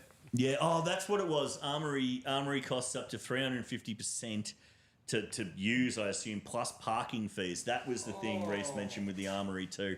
So they're not necessarily repurposing the land. They're just basically going, this is too fucking hard. Well, it's right next to a zoo or something, isn't it? Or Jail. what's that car park over the side? Jail. And you have to. No, that's the zoo. So there's correctional facility, Yeah, like the zoo. nature Wildlife preserve, yeah. Yeah, because there's a big there was on the weekends when we were there for the New South Wales Open. It was really hard to get a park. Yeah. And then there's the endangered frogs as well. Yeah. Yeah. Yeah. Yeah. I didn't know that anyway. So yeah, Jay Brady, you should never judge a tournament on its player pack. Look, I tend to agree. But, where do amateur players get their value? I mean, if you're looking for value in the prizes, only 2 or 3 of them are going to get that value out of that prize pool. So maybe, but, for me, I think we'll talk about, I think we'll save this discussion for a point Dean's going to raise a bit later. So stay tuned for that one. But do we want to go through the main winners of the Cataraction, or do we? I absolutely can very quickly. Yeah. Dave Perry, only one under par, shot out 4-stroke lead in MPO. Gina Hill took out FPO. Olatunji Akposani took out MP40. James Davenport with the win in MA1. Claire Bruton in FA1. Gavin Palmer in MA40 over Catch Cam Neil Vogel. Hey! Carol Hartley took out FA40. Kevin Brooks took out Disc Golf Gold Brooksy. in MA50. Okay, can you just go back to Brooksy's number? Brooksy's 300,600. Yeah, so 300600. Good number, Brooksy. Well what's done, he mate. got? 300, 600. Yeah. So I also got I believe, a bit of inside info on Kevin Brooks. So Alex Evans, Melbourne Disc Golf's jolly old Santa Claus, and tournament director of a Summer Cup series, texted me during my round and said, "Are you watching the MA50? I think it was. My mate, I think he's Welsh, and is a friend of Alex Evans as well. But a university mate was playing MA50 and battling it out. And I think that was Kevin Brooks. So new player to the game, but Alex Evans with that ultimate background. Kevin's probably been throwing frisbees a long time. So yeah, good to have you. Kev. Then in MA2, Jeff Halbrin still fighting back allegations of match fixing after a one-shot win in MA2. Mate, sponsor the tournament, take out the prize. Good answer. Amy Ellis in FA2, someone in MA3 that we're all familiar with, and Patrick in MA4. I'm not going to attempt that name. I was brave enough with Tunji, with a convincing win in MA4. Jade Harrison in FA4 and Reed Taylor in MJ15. Sweet. There's your rundown. Well done, winners. Well done, winners. Fantastic, yeah. Great. I regret. Great tournament, Reese. I should look before switching. Great tournament, Reese, and props to all the players that took a chance and came out to that tournament at a temporary course in a scout camp for the weekend. Well, ladies and gentlemen, it is time for a very quick word from our sponsors.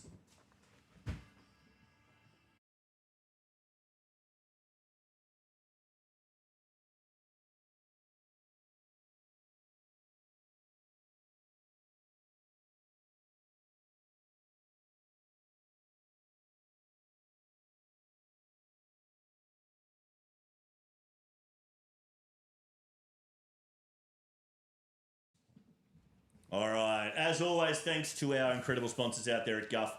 Our sponsors make it possible for us to do the things we do and get us to more tournaments around the country and bring them to you. Speaking of that, we are making plans for this year and wanted to let you TDs know out there that you can get in touch with us any way you like, and we'll let you know exactly how to get us to your tournament this year. So we're trying a few different things. Obviously, getting us around the country does cost money. So get in touch with us. We'll figure it out. We'll let you know how much you need and how to get us there and how all that works. So please, please, please, all the majors coming up, we want to get there. We want to bring it to everyone. So speaking of tournaments this year, I posed a question to all the guys on the couch during the week to come up with predictions or things to watch this year on the Australian disc golf circuit. I gave them no guardrails here, so it could go anywhere. So here we go. Open for comment in the chat too. I'll keep an eye on it. With our things to watch this year, starting in the middle of the couch with Kyle Herbertson, I believe. Checks out. I believe I had things to mention. I think we started with Dean. Oh, okay. We start with Dean. Sorry. Yeah, let's go to Dean. Take it away. I think I stole yours. This is what rehearsal's for, and then I forget all of it. Yeah. You know, all right. So, things to watch, prediction. Like I said, didn't give us much sort of guidance. So I've gone straight for the man who won our national championships last year, Dave Perry. Now that he's broken the duck, I was forever worried he was going to be a bridesmaid for the rest of his life and always coming second or top 5. But how many majors, now that he's won the championships, he's got it off his back, how many majors will he win this year?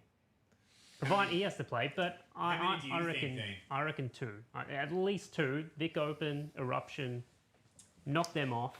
He does he play win well more? at Quarry Hill. Yeah. And it's Vic Open Bendigo. If you haven't seen it, check it out. Yeah, Bendigo, so suits I think him. that's a given, the Vic Open. He's due to win the Eruption. The question, he is, but the question I want to put to the... Depends who comes for the Eruption. This is what I'm going to say. Who beats him? Yeah. Like, who beats Dave Perry the way he's playing at the moment? Well, that and the Eruption's starting to draw some pretty big names. Yeah. I know that a lot of it was due to Woof last year, but I just feel like Eruption's on the cusp, and there could be some big players coming out this year in their off season. It's straight away in their off season, but could win the Eruption. But I'm with you, Dean. The ceiling's off now. Fair call, but also he beat Thomas Gilbert. So like he's got that sort of mental. There's no sort of mental block. He can take on any challenge. Yeah. And that was the win he needed. Yeah. No, absolutely. He could sweep it if he gets to them. He could. He could. He's no reason why he couldn't. It's pretty hard. Like I think Bainey can still beat him, of course. Anyone can beat him on a day. I don't know. I think he's in a tier of his own, personally. Yep. Yeah, he is. He is at the moment. He is the way he's been playing for the last couple of months. Obviously Dave doesn't get to all the majors, doesn't get to all the tournaments, picks and chooses what he wants to play throughout the year. What I want to ask Dean, as a fellow flying disc door ace, is a twofold question. Yeah, we're definitely in the same category. yeah, of course. So what sort of support do we think the flying disc door gives Dave or can give Dave to get round the country to tournaments? And the second tier to that question is, what sort of support do they give you to get to tournaments around the country, Dean Feely? Well, in terms, I'll knock off the easy one, 0. But that just in terms of being. That's why we've seen you at none of them. I'd love to say yes, but no, they do a fantastic job. The flying disc door. There's no flying aces babysitter. No. I mean that's anything. If they want to help out, a babysitter would be fantastic. That's really holding me back right now. But no, in terms of for you how they help me, I think they had an incentive program just to help boost your rating. Like boost your rating, get some sort of voucher. You can go on then sort of get better discs, I guess. Even though I've got a full container full and it doesn't help me. But in terms of Dave, I don't know the specifics, but I know they definitely help the higher echelon players in terms of more, I guess, sponsoring properly as you would expect a store or a manufacturer to do. So I think the ball's really in Dave's I court think in help terms him of. get to tournaments, entry fees, that sort of stuff. Yeah, Accommodation yeah. maybe, There's yeah. definitely there's reimbursements and stuff, I believe, in terms of all that. So it's just a matter of his schedule and how much he can sort of fit in. So Fantastic. Yeah, he's studying at the moment too, Dave. So And working, yeah. yeah, he's placement year, isn't it? Or is he? He's doing teaching placement. Actually just working, yeah. Oh, he's Yeah, just right. now, is he? Yeah. He still tutors, doesn't he? In disc golf as well. So, Yes. yeah. But yeah, interesting take from inside the Flying Aces hangar there from Dean Feely. Yeah, so interesting. If Dave Perry gets there, I don't see him getting beaten the way he's playing at the moment. But it's interesting what you said about incentives to get new discs and things like that. Dave was telling me at the Golden City Classic he's still throwing a Firebird that he got for his first Christmas after, T-Bird. T-Bird, that's it. After deciding to take up disc golf. So Flying Disc Store may have dropped the ball there.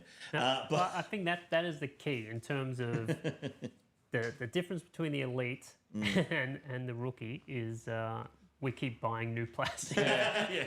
The elite learn what they've got and they know how to use The it. disc. Yeah. Be patient. Wait for your Ash, disc you to threw get that off. like shit. Anyway, back to the couch. So, Matty, your thing to watch or prediction for this year? Yeah, mine's a bit more of a focus on an up-and-comer. I think we're in for a huge year from Zachary James. Oh! He's 965 rated at the moment. He came 14th at the ADGC last year.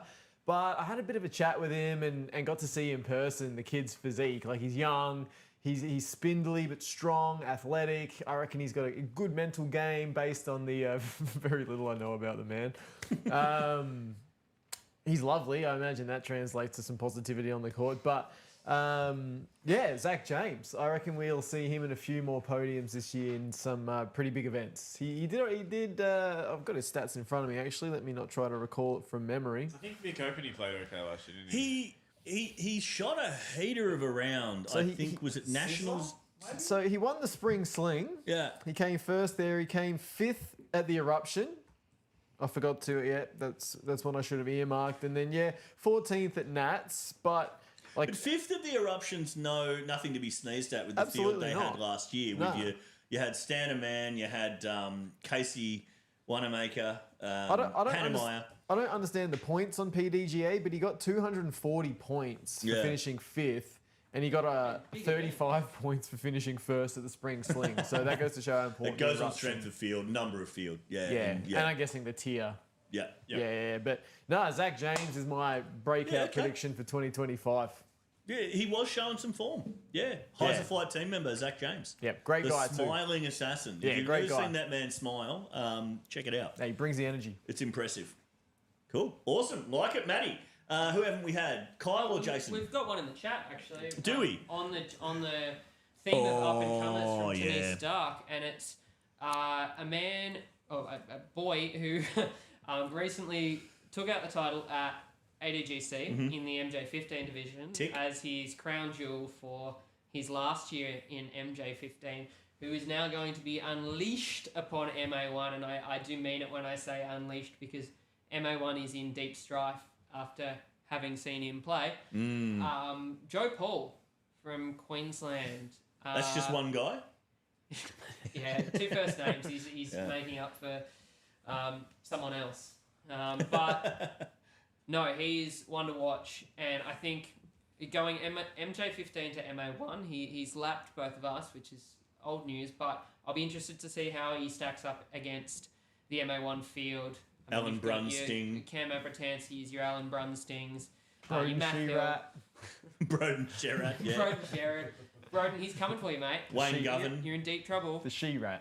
Yeah. Anyway, thank you in the chat. Keep Go on, coming. Denise. Yeah. R.I.P. MA1 from Cam Abratanski, yeah. No, 100%. We got to see a bit of Joe at Pine Lines, and you guys probably at Nationals as well. Oh, no, he was there second week, maybe? Yeah, he was second week. But Joe can throw a frisbee. He's 930 plus, I think. Yeah, I believe so. Yeah. So, it's going to be fun. Broden is going to sandbag an MA2 now from the chat. Brilliant. Kyle or Jason? Mate, Jason. Yeah, Ash posed the question to us, and I think late last year I had this thought. We've had this guy on coverage a fair bit, MPO player, young MPO player, and I was quite harsh towards him last year in one episode. Do you remember that? What I called him? Yes, I do. Yeah, and he got quite salty about it. Or at least his dad told me he did. And then he went out and won the next tournament he played, which was literally like the next day. So that disc golfer is Ryan Hart, and we see a range of different levels of disc golf. He's dead set like an erratic bar chart, Ryan Hart. If you look at We call him the content machine. Oh, here at he's a nightmare to commentate because he can drain monster putts or throw huge shots, but he can also just be all over the joint. And we love it, but he goes about it well. But I reckon this year, he's getting another year older, and I just feel like he was not far off some massive rounds last year.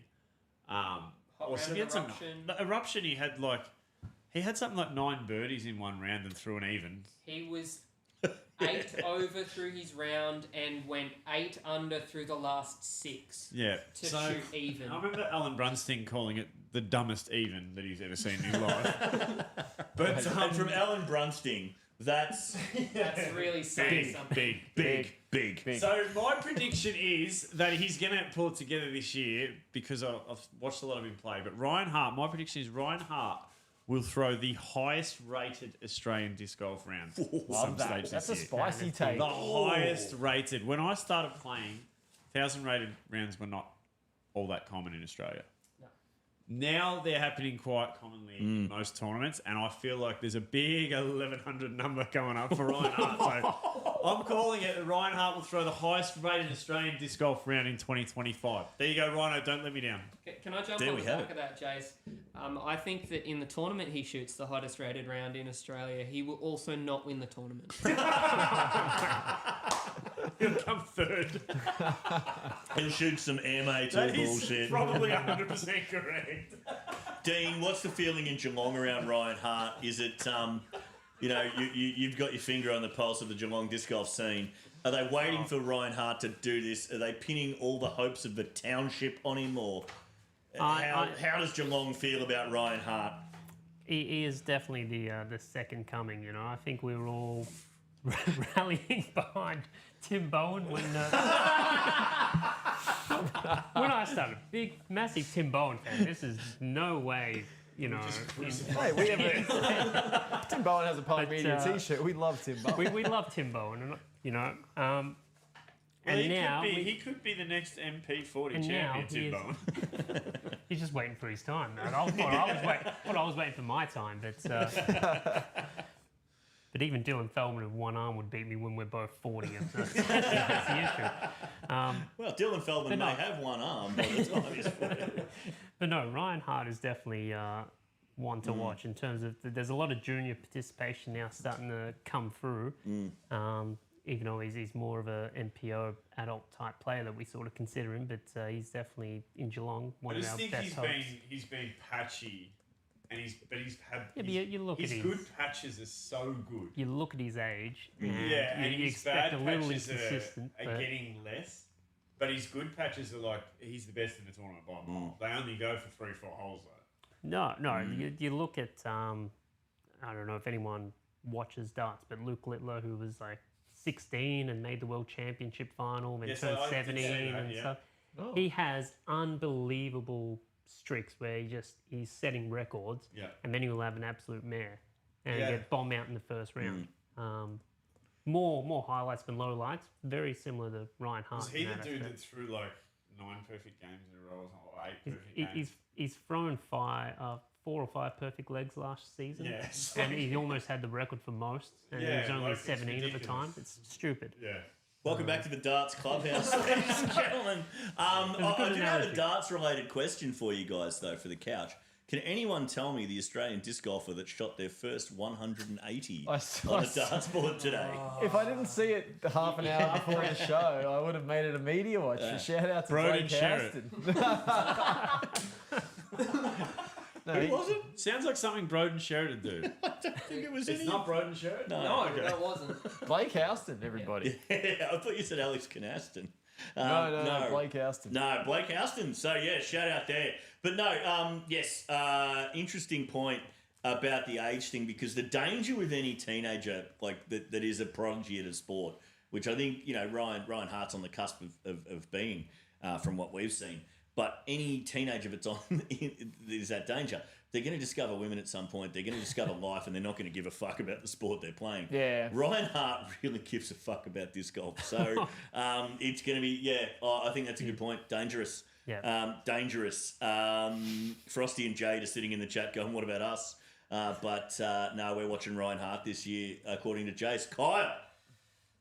I'm going to take this very spirited discussion with meaningful answers and bring it right back down to where the clubhouse belongs and ask the question to the couch of who of the two cranked hogs is going to be higher rated at the end of 2025. Don't worry, I'm putting in the work. I'm rehabbing.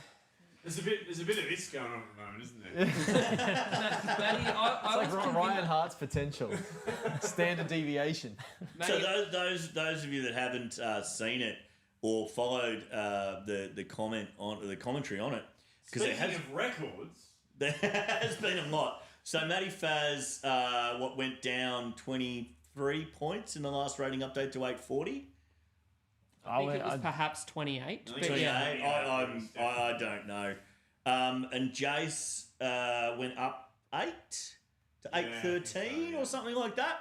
So yeah, as Jace says, getting closer and closer. The curves are narrowing. The gap between the curves are narrowing. 36 points taken out of that margin there, Matty. So who do we think? Does Matty keep playing? It really depends on how many tournaments Matty plays, I think. You come back from injury, it takes a while to sort of get back into the swing of things. So if he holds off now and doesn't play another tournament, Matty might hit Jackson. He's just setting a bar for Jason to reach, really, exactly. isn't he? You took the words right out of my mouth, Dean. I think if Matty re-retires for the year, it might still be Matty. I'll keep trying to charge up that. I'm coming back this weekend. I still love disc golf. Oh, no, Jason. I hope so. I'll pick you up. Thanks, If Matty's going to keep coming back. Right, that's. I didn't realise we were in. So Dean's prediction is based on you never playing again. I didn't realise we were in competition. It's actually kind of motivating. I think I've started Pilates, so. I think just to hark back to the previous a lot point, more women in Pilates than disc golf, let me tell you. I think I've finally deciphered what Jade Brady was on about with Elias. Elias Lind. Yeah, Elias Lind in MPO for the Cataraction. I think I saw him play. I think I saw him throw one shot. I believe he's Swedish. Swedish, right. So he's suggesting, I assume he's the one in MPO to watch this year. I saw him throw one shot at the Cataraction of hole 14. He was at Nationals. He was at he? Nationals. Yes, he was at Nationals. Okay, nice guy. Yeah. He threw one shot at the Cataraction that I saw because we caught up to their card. Athletic looking dude. We caught up to Spindly. their card because they were looking for his disc like 45 metres up a tree. I'm keen to watch Elias, but apparently can throw a frisbee. Right. So my question to the group, and it probably ties us into the next point or next segment we're going to come to. But my question to the group is, the Eruption for the last couple of years has been the big dog on the Australian disc golf calendar. It sold out in less than 45 minutes last year. It sold out in less than a quarter of footy. Matty Faz and Jason and I were at a footy match when it went open for registrations. It's the one we all look forward to on the calendar. Why? But also, can any tournament catch it this year? And if so, which one? Including or excluding nationals? We all including nationals, any tournament. You can talk about the Stony Creek Cup. I'm going to go with the up until the last, probably until I went to the Sizzler last year, was the best tournament that I went to outside of the Eruption. And I have word that it's going to be as good as it was a couple of years ago. That is the Queensland Open. Oh, yeah, okay. Jason Vito at the helm. Yeah, Jason Vito has had a long chat with us at Nationals about it. And Jason Vito's not one for a long conversation. No, very meek character, Jason. Sarcasm, wasn't it? Very meat character. No. So I had a very intense conversation with Jason Vito. And he was telling us that he is planning something big this year. It's back at Pine River. Yeah. Which is where the tournament was a couple of years ago. Ripping course. We loved it. Unbelievable course. School holidays too, baby. Yeah, that's my prediction is that Queensland Open's the only thing that can catch it. So let's get behind Vito and see what him and his cronies up there in Queensland can come up with. Yeah. I don't hate it. I think that the only other one for me is perhaps Sizzler. Every year, Sizzler is probably the closest to being a standalone tournament as it is. Like, being at Western, it's iconic. It's always a championship level course. You always get beat up on it. It has great sponsorship. It has great community around it. They usually put extra holes in. Yeah, and that gets to my next point is I think that if the Sizzler could settle on either 18 or 27 and not a random prime number in between, it'd be a chance. Yeah, if it wants to be taken seriously, it should just agree on 18 holes or something. A random prime number. Frosty, it's okay. I'll accept however many holes you put in this course. 22 and 21 are not prime numbers. Yeah. I don't know. What about, do we think the Barwon Valley Bash can get there?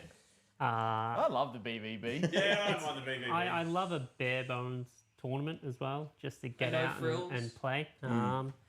Vic Open at Bendigo, if we could just give that course a quick plug, just to maybe draw some more interstate players. Yeah, get around. Yeah. Bendigo's probably it's probably almost the best course in Victoria. Isn't it?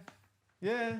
Reece Circuit is absolutely hurling things at his TV right now. And we've got someone from Geelong sitting on the couch, and we've mentioned best course in Victoria, and they haven't stood up and gone, but Inverleigh. I think it's the best course in Victoria because we rarely get to play it. Bendigo. Yeah. We only get to play it once or twice a year, and it's always in sensational conditions. Well, we only get to play the tournament course once or twice a year.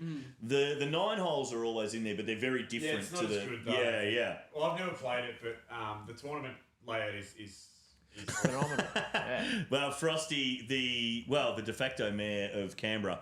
Does Canberra have a mayor? Probably. Is coming in with 31 holes for the Sizzler this year, boys. Which is a prime number. So he has come out with a prime number. But we have had conversations with Frosty about plans for the Sizzler this year, and it's pretty exciting. So, Denise Stark, Queensland's going to be amazing. Queensland's going to be amazing. Get on planes, guys. I hope he's joking. What's that? It's Canberra disc golf. They hate playing 18. Without giving too much away about what Frosty's spoken to us about, he is joking. But Denise Stark, how much? Like, fuck filming that. we won't have enough battery for 31 holes. But Denise Stark, Queensland's going to be amazing. Get on planes, guys. She's lost me at planes. Start prepping your mental game for Sizzler. Dave Gannon says Bendigo is my jam. Lovely. So, yeah, a lot of exciting tournaments this year. Reece Circuit had a crack with the Golden City Classic. The Golden City Classic. Yes! Good save, Kyle. Good save. The Golden City Classic, sort of taking what he could from the eruption, as we saw by getting Ryan Nicholson and Michelle Schultz there. But I love that because he openly said he was going to the eruption. And I remember he said to me, I'm going to the eruption because it's the best tournament in Australia and everyone raves about it. So I've got to go there and see what they're doing that makes it so special. And I remember playing with him there. He was absolutely enamoured by how good it was. But he came back and he implemented it straight away.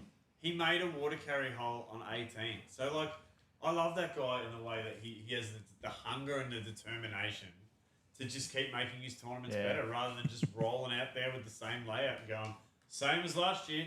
Yeah. Not many better TVs out there than Reece. Yeah. But one tournament I will say, please do the same layout as last year. Vic Open, Bendigo. Please don't fuck with that course. Yeah, it is spectacular. Awesome, man. Such a good course. And I'd love for we've played small and local tournaments there. I'd love for the interstate players that are in the chat right now and that aren't in the chat right now, Austin, to come down and play that Bendigo course, Kyle.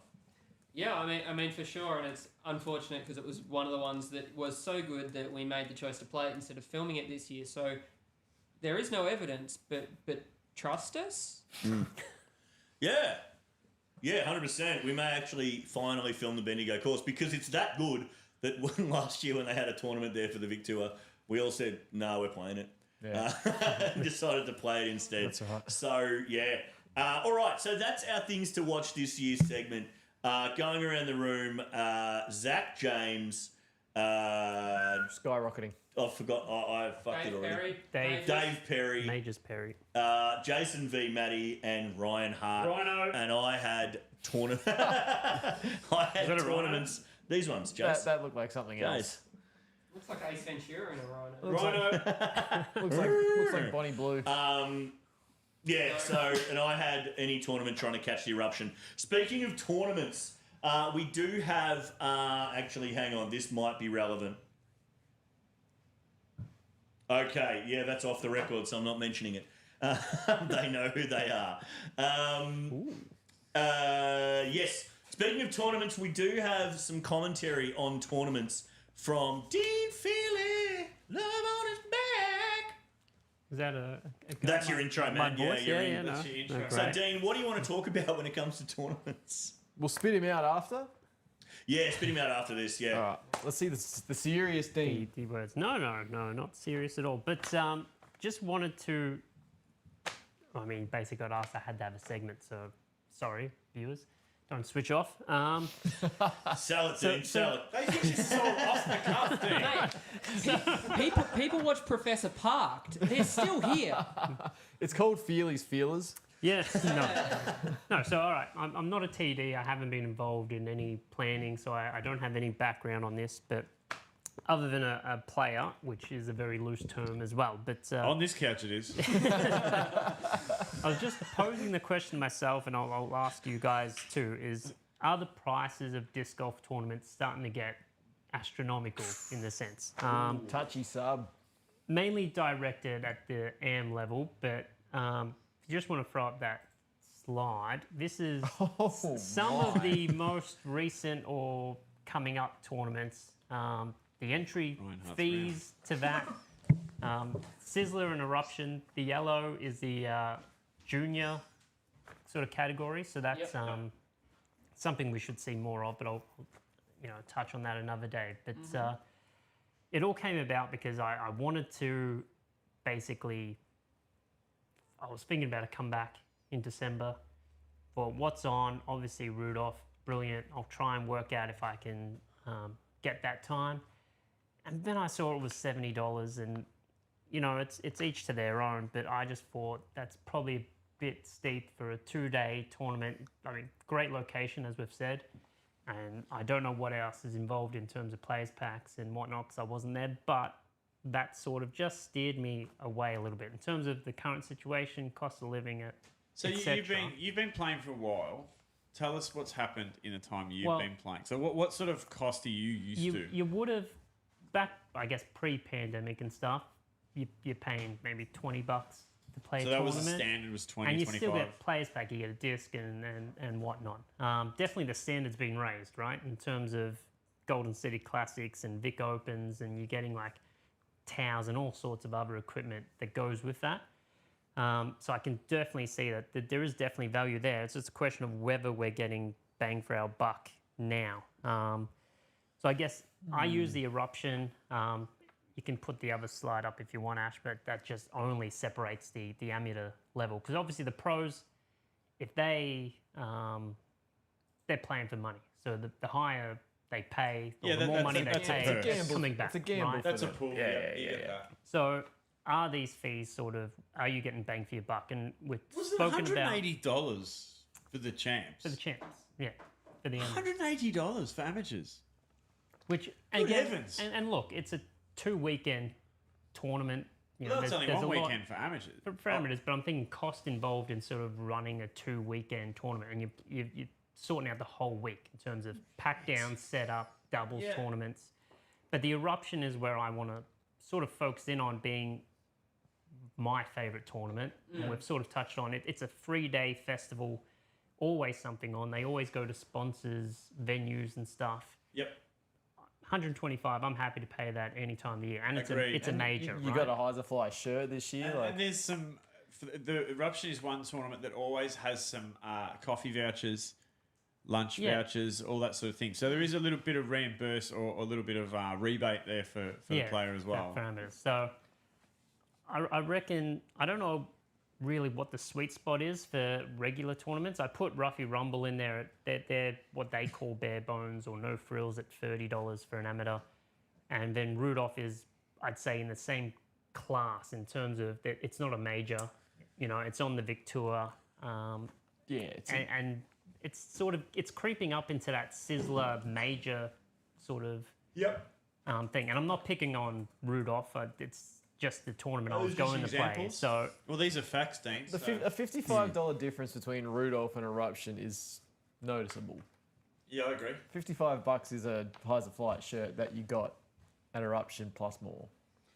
Yeah, I think I'm just going to address the massive elephant that's in this particular room and just say, are there anything that's been added to tournaments in recent years that may have caused the cost for players to go up? Oh, okay, so Kyle, as a tournament director yourself, sure. Like I think that, well, first of all, to address everyone in the chat, I think we've just got these as a speculation point. But if I could find the historical data on ADGC, I would find it, but I can't. Yeah.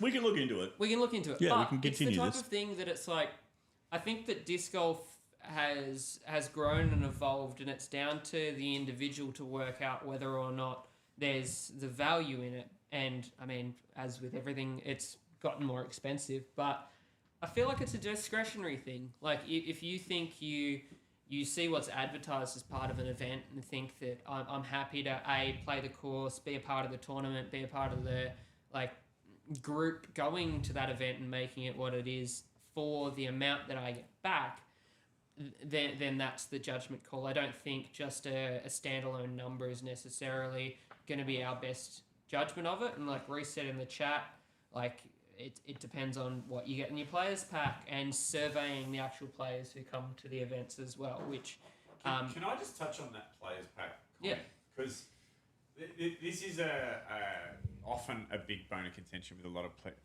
players. The players pack to me does not, and this is my opinion, guys, so don't shoot me down about this, but it does not denote anything to do with, for me, the cost of entering the tournament or anything I expect to get back. I know they're closely related, but a players pack to me is like a lolly bag at a party. Yeah. When you were a kid, you used to go to a birthday party and you get a lolly bag. It's something that you get. Like a bonbonniere at an Italian wedding. And it's something that, yeah, exactly right. Well, at all weddings, maybe. So to me, a players pack is like, oh, this is handy because I wasn't expecting it. Yeah. It's a nice little thing. I'm with you. It's not something I'm paying for at the time of the thing going, oh, I hope I get this back in players pack or discs because otherwise I'm going to be really shitty. I'm paying for the tournament. I'm with you. And the players pack is just like a nice little, oh, good, these a couple of 3 or 4 things will come in handy, or this drink I can take out on the course, and I'm perfectly happy with that. Yeah. I couldn't care less, as long as it's not something that I'm not going to use, which most of the time it is pretty handy stuff. So that's where I'm at with winning the comment about, was the players pack good enough for the entry fee, which I don't really agree with. No, and it's I not. 100% agree. I mean, a lot of stuff you get in players packs you never wear, never use. Half my bag of player pack discs. Shout out to the Vic Open. The players pack isn't the be all and end all. It's, maybe course location. Are they changing up holes? Are they, making it interesting? Has gone into? Is that what you're sort of getting at? Yeah, basically bang for your buck. Now, look, GCC, I didn't have this on the slide because I never looked into it, but that was $75 for an amateur, right? Yep. 2-day course, 2 courses, Reese's. Innova disc. Reese's, mixing things up. But also the law of supply and demand, right? They advertise a 160 player cap and only 89 rocked up. So in terms of, I guess, cost pressures and, like I said, discretionary, people are sort of maybe waning off disc golf, maybe for whatever reason. I think that was a weekend earlier, which wasn't Reese's. And I didn't hear about it. Yeah, so usually has it the feed, weekend after, like the 18th around there, like the weekend before Australia Day, and I think that doesn't collide with so many people's holidays.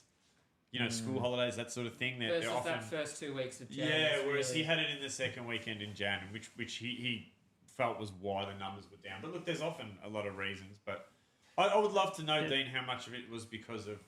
Well, I don't cost? think did Nationals. I know Nationals now 2 weekends. There's more spots, but they're not selling out. Like the Eruption is always a big sellout. Nationals, but I don't know. Does it sell out? No, typically not. Okay. But I think to the player numbers, it's something like one the weekend, GCC. The 160 cap has to do with the new Vic Tour standards, from what I understand. Reece wanting to make it a gold tier event, make it available to 160 or 120 players or whatever. Reece is in the chat. 89 isn't anything to sneeze at. It's still a great tournament. And Reece is saying in the chat, GCC 25 has already been booked for the regular weekend. Lol. So Reece in his... He's already started stockpiling white paint as well. Reece in his study there is just GCC's been booked for the regular weekend. Ha ha ha ha! Yeah.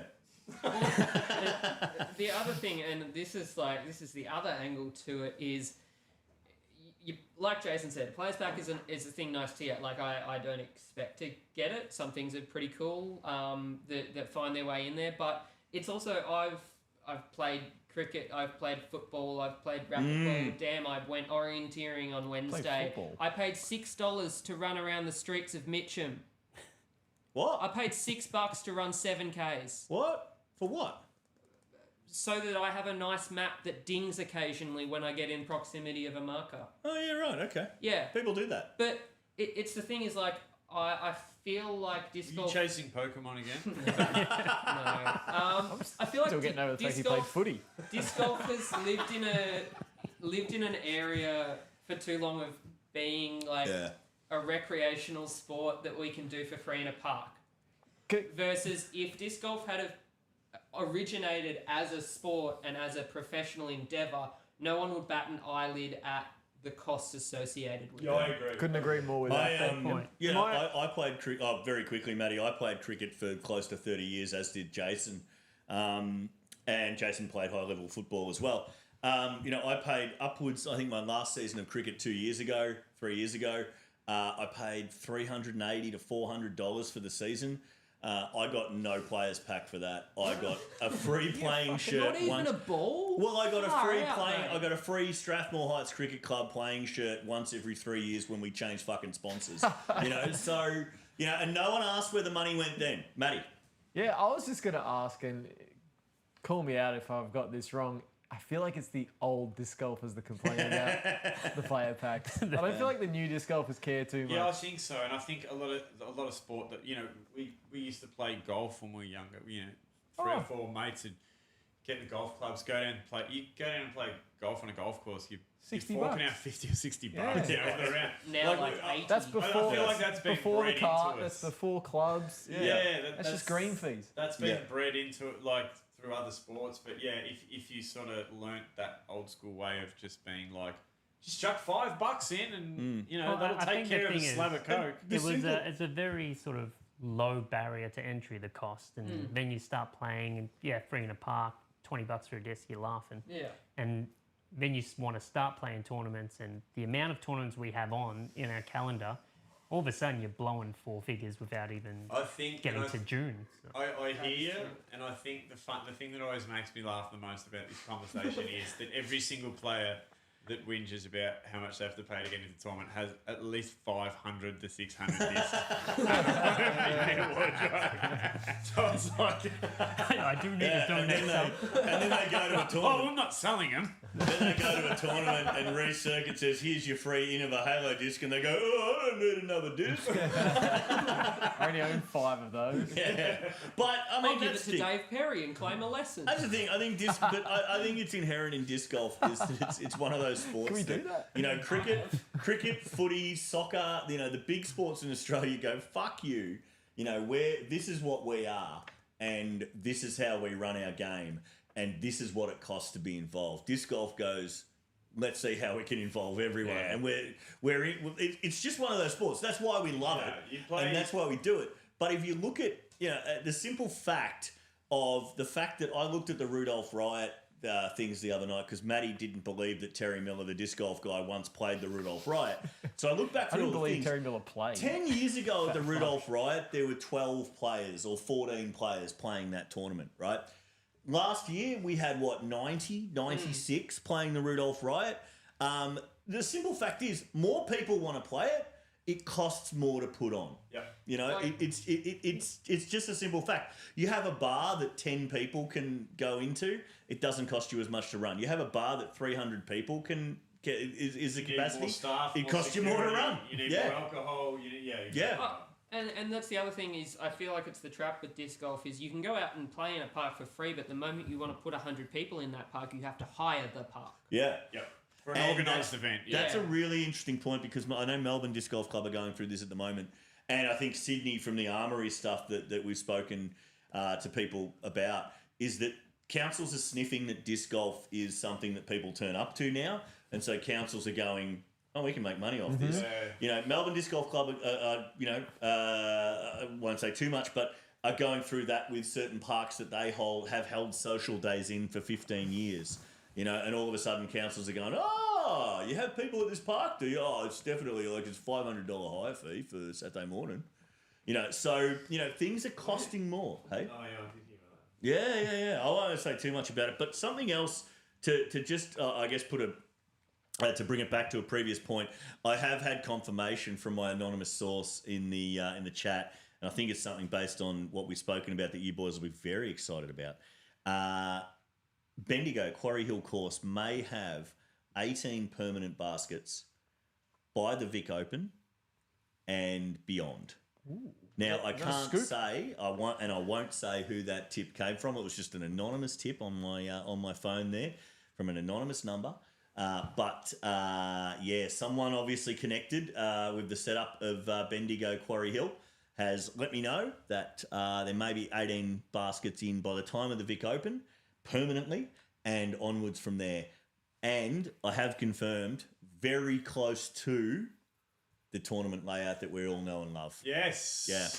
Great news. So, huge for Quarry Hill because a very underplayed course for one of the better disc golf locations in the country. But Dean Feely, spirited discussion and plenty going on in his chat. Do you have, before we finish, Dean, do you have an overall opinion on this? Or are you just raising the topic?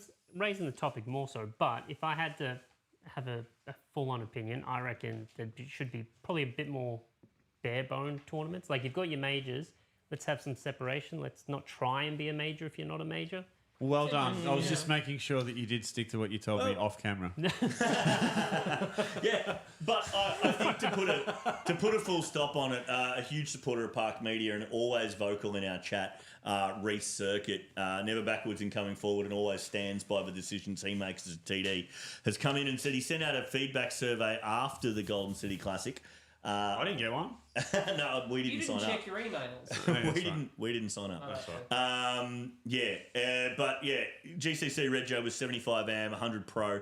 Part of the post-event feedback form, I asked if the fee felt appropriate for the event, and the asked majority said that the fees were appropriate. So player feedback from the GCC at 75. And that's why he's the number one, because he finds the answer to those questions. Yeah. But maybe that is maybe that's a sweet spot. Who knows? Maybe it's just Reece Circuit is a man I've always said we've always said puts the B tier touches on a C tier event. You know, he does the little things that make it seem a bit more special. Absolutely. So, great discussion, Dean. First time on the couch. You've really lit up the chat, mate, I can tell you now. And there's really only one way. I'll just check my run sheet. Yeah, there's really only one way to follow that spirited discussion, Dean, and that is with...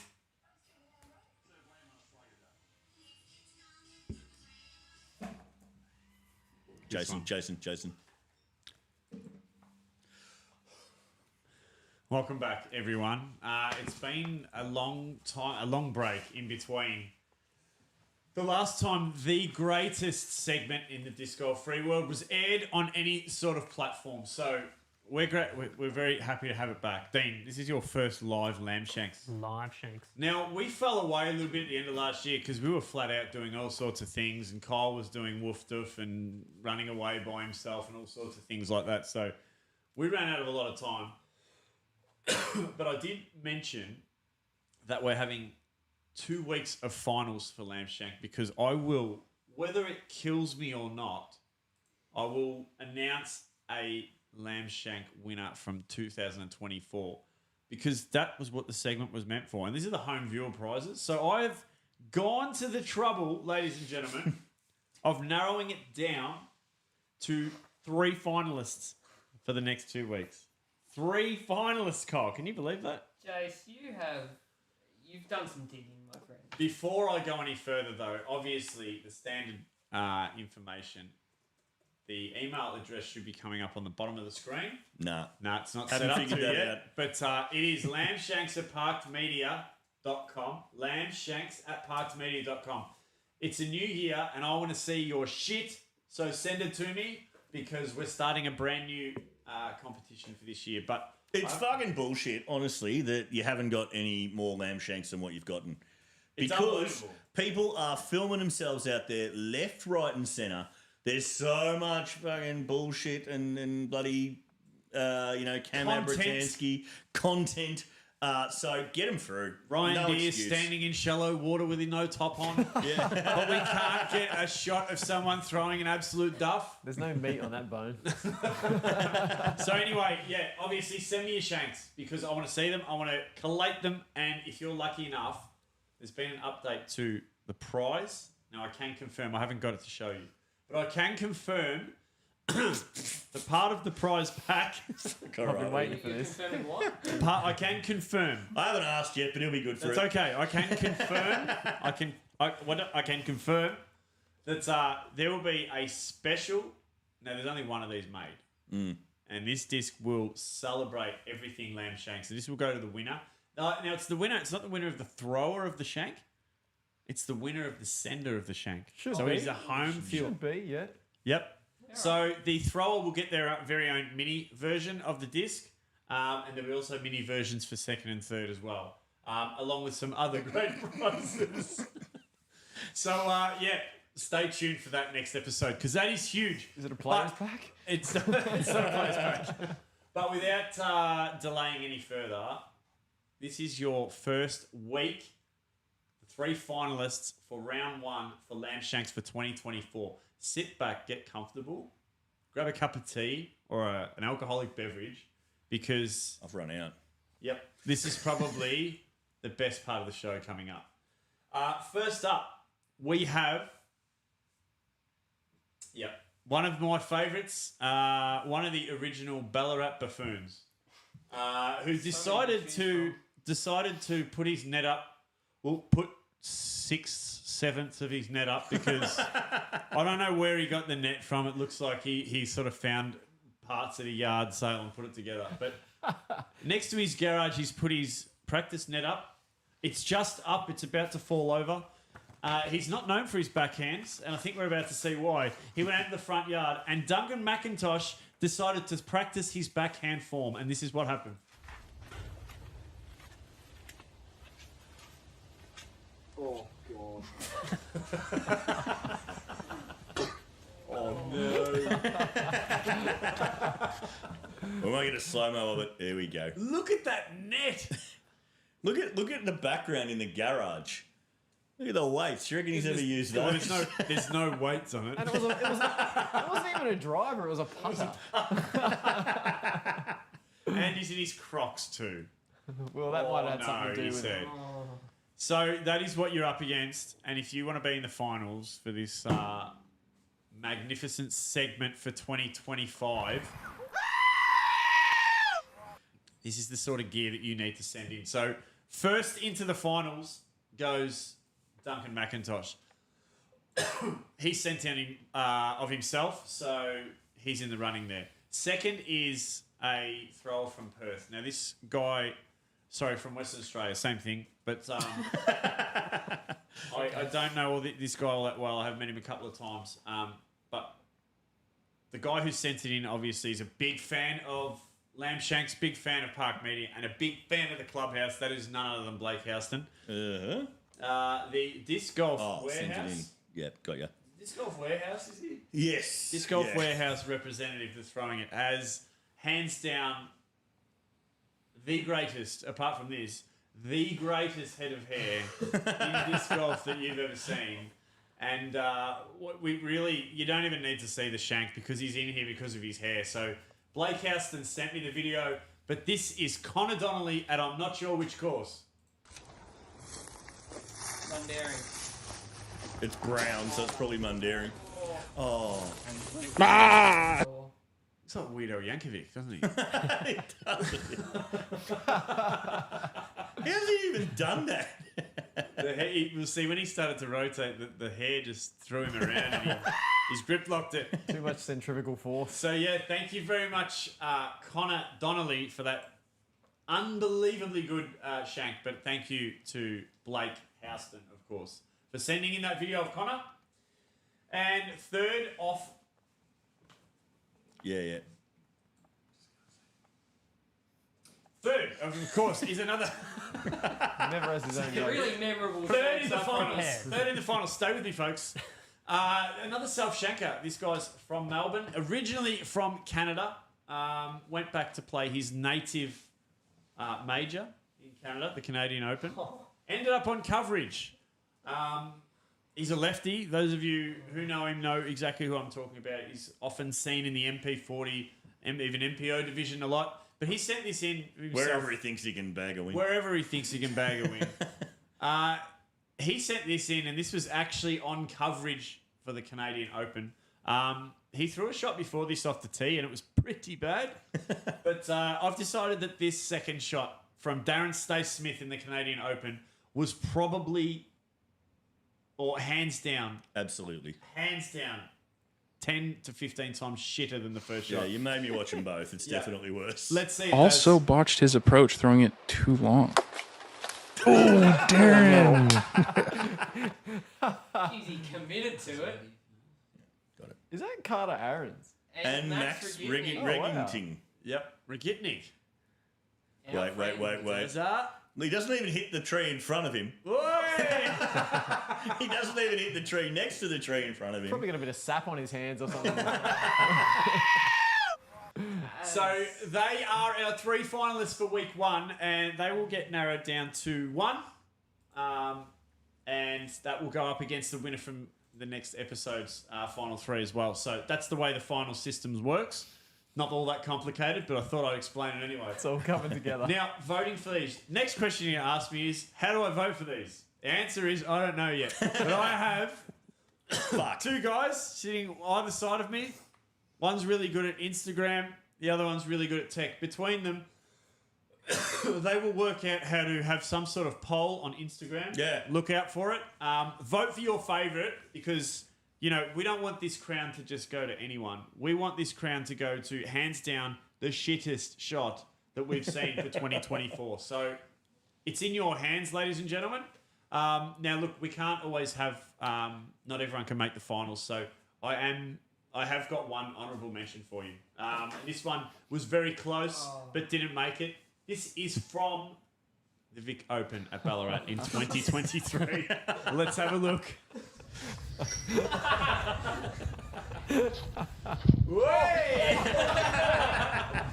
Your runner-up CTP. Oh, Matty, what happened? That is your minus 28 superstar with a fish and wave. Look at that. 950 form. He Fucking barely misses the sign. I just like the held stare. Even I couldn't believe that. So, yeah, thank you very much. Get out there. Keep a look at Instagram for your finalists. Please vote for me because it means a lot to me. It means a lot to you. It means a lot to everyone this segment. It is the people's segment, and we want to see it back in 2025. That's Lamb Shanks for another episode. Thank you. Thank you, Jason. Yeah. Someone's going to run me through this before the Yeah. The Lamb Shanks. secret cult symbol. Yeah, thank you, Jason, and thank you for those finalists for Lamb Shanks.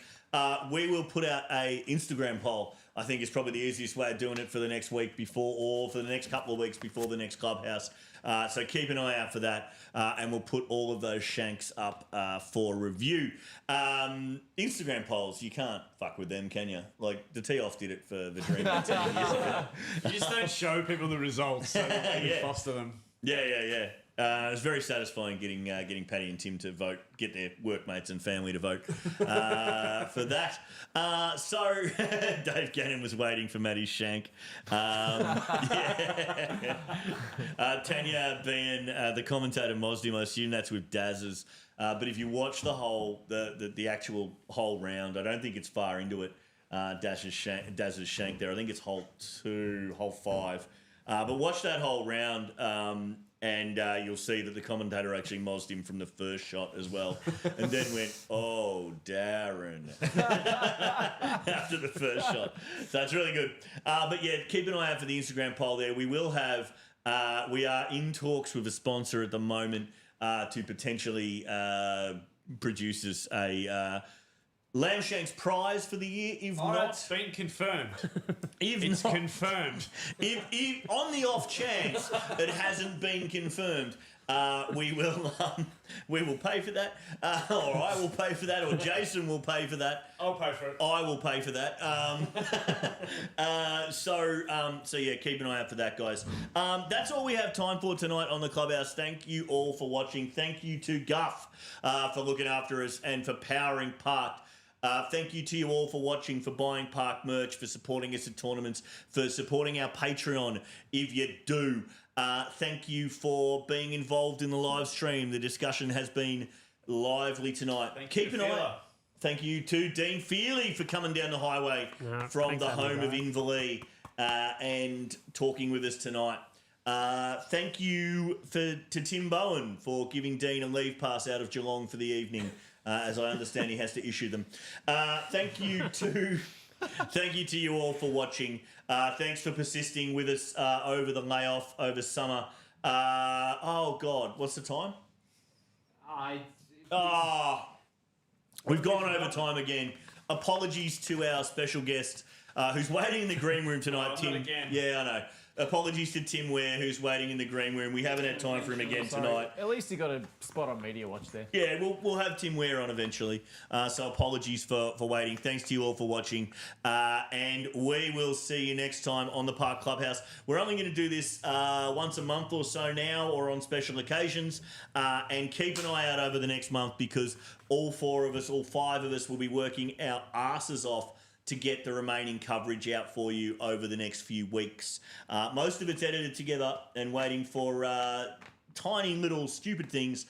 So we've got some big things coming for you over the next couple of weeks. So please do keep it happening. And Tanya, thanks for wishing us a happy first anniversary. I think we vaguely figured that out just before we came on air, but thought not to mention it, or didn't think to mention it. So thanks, Tanya.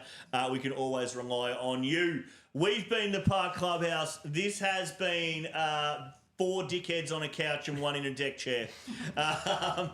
We'll see you next time. And until next time, sandbaggers, make sure you Park it. She rat.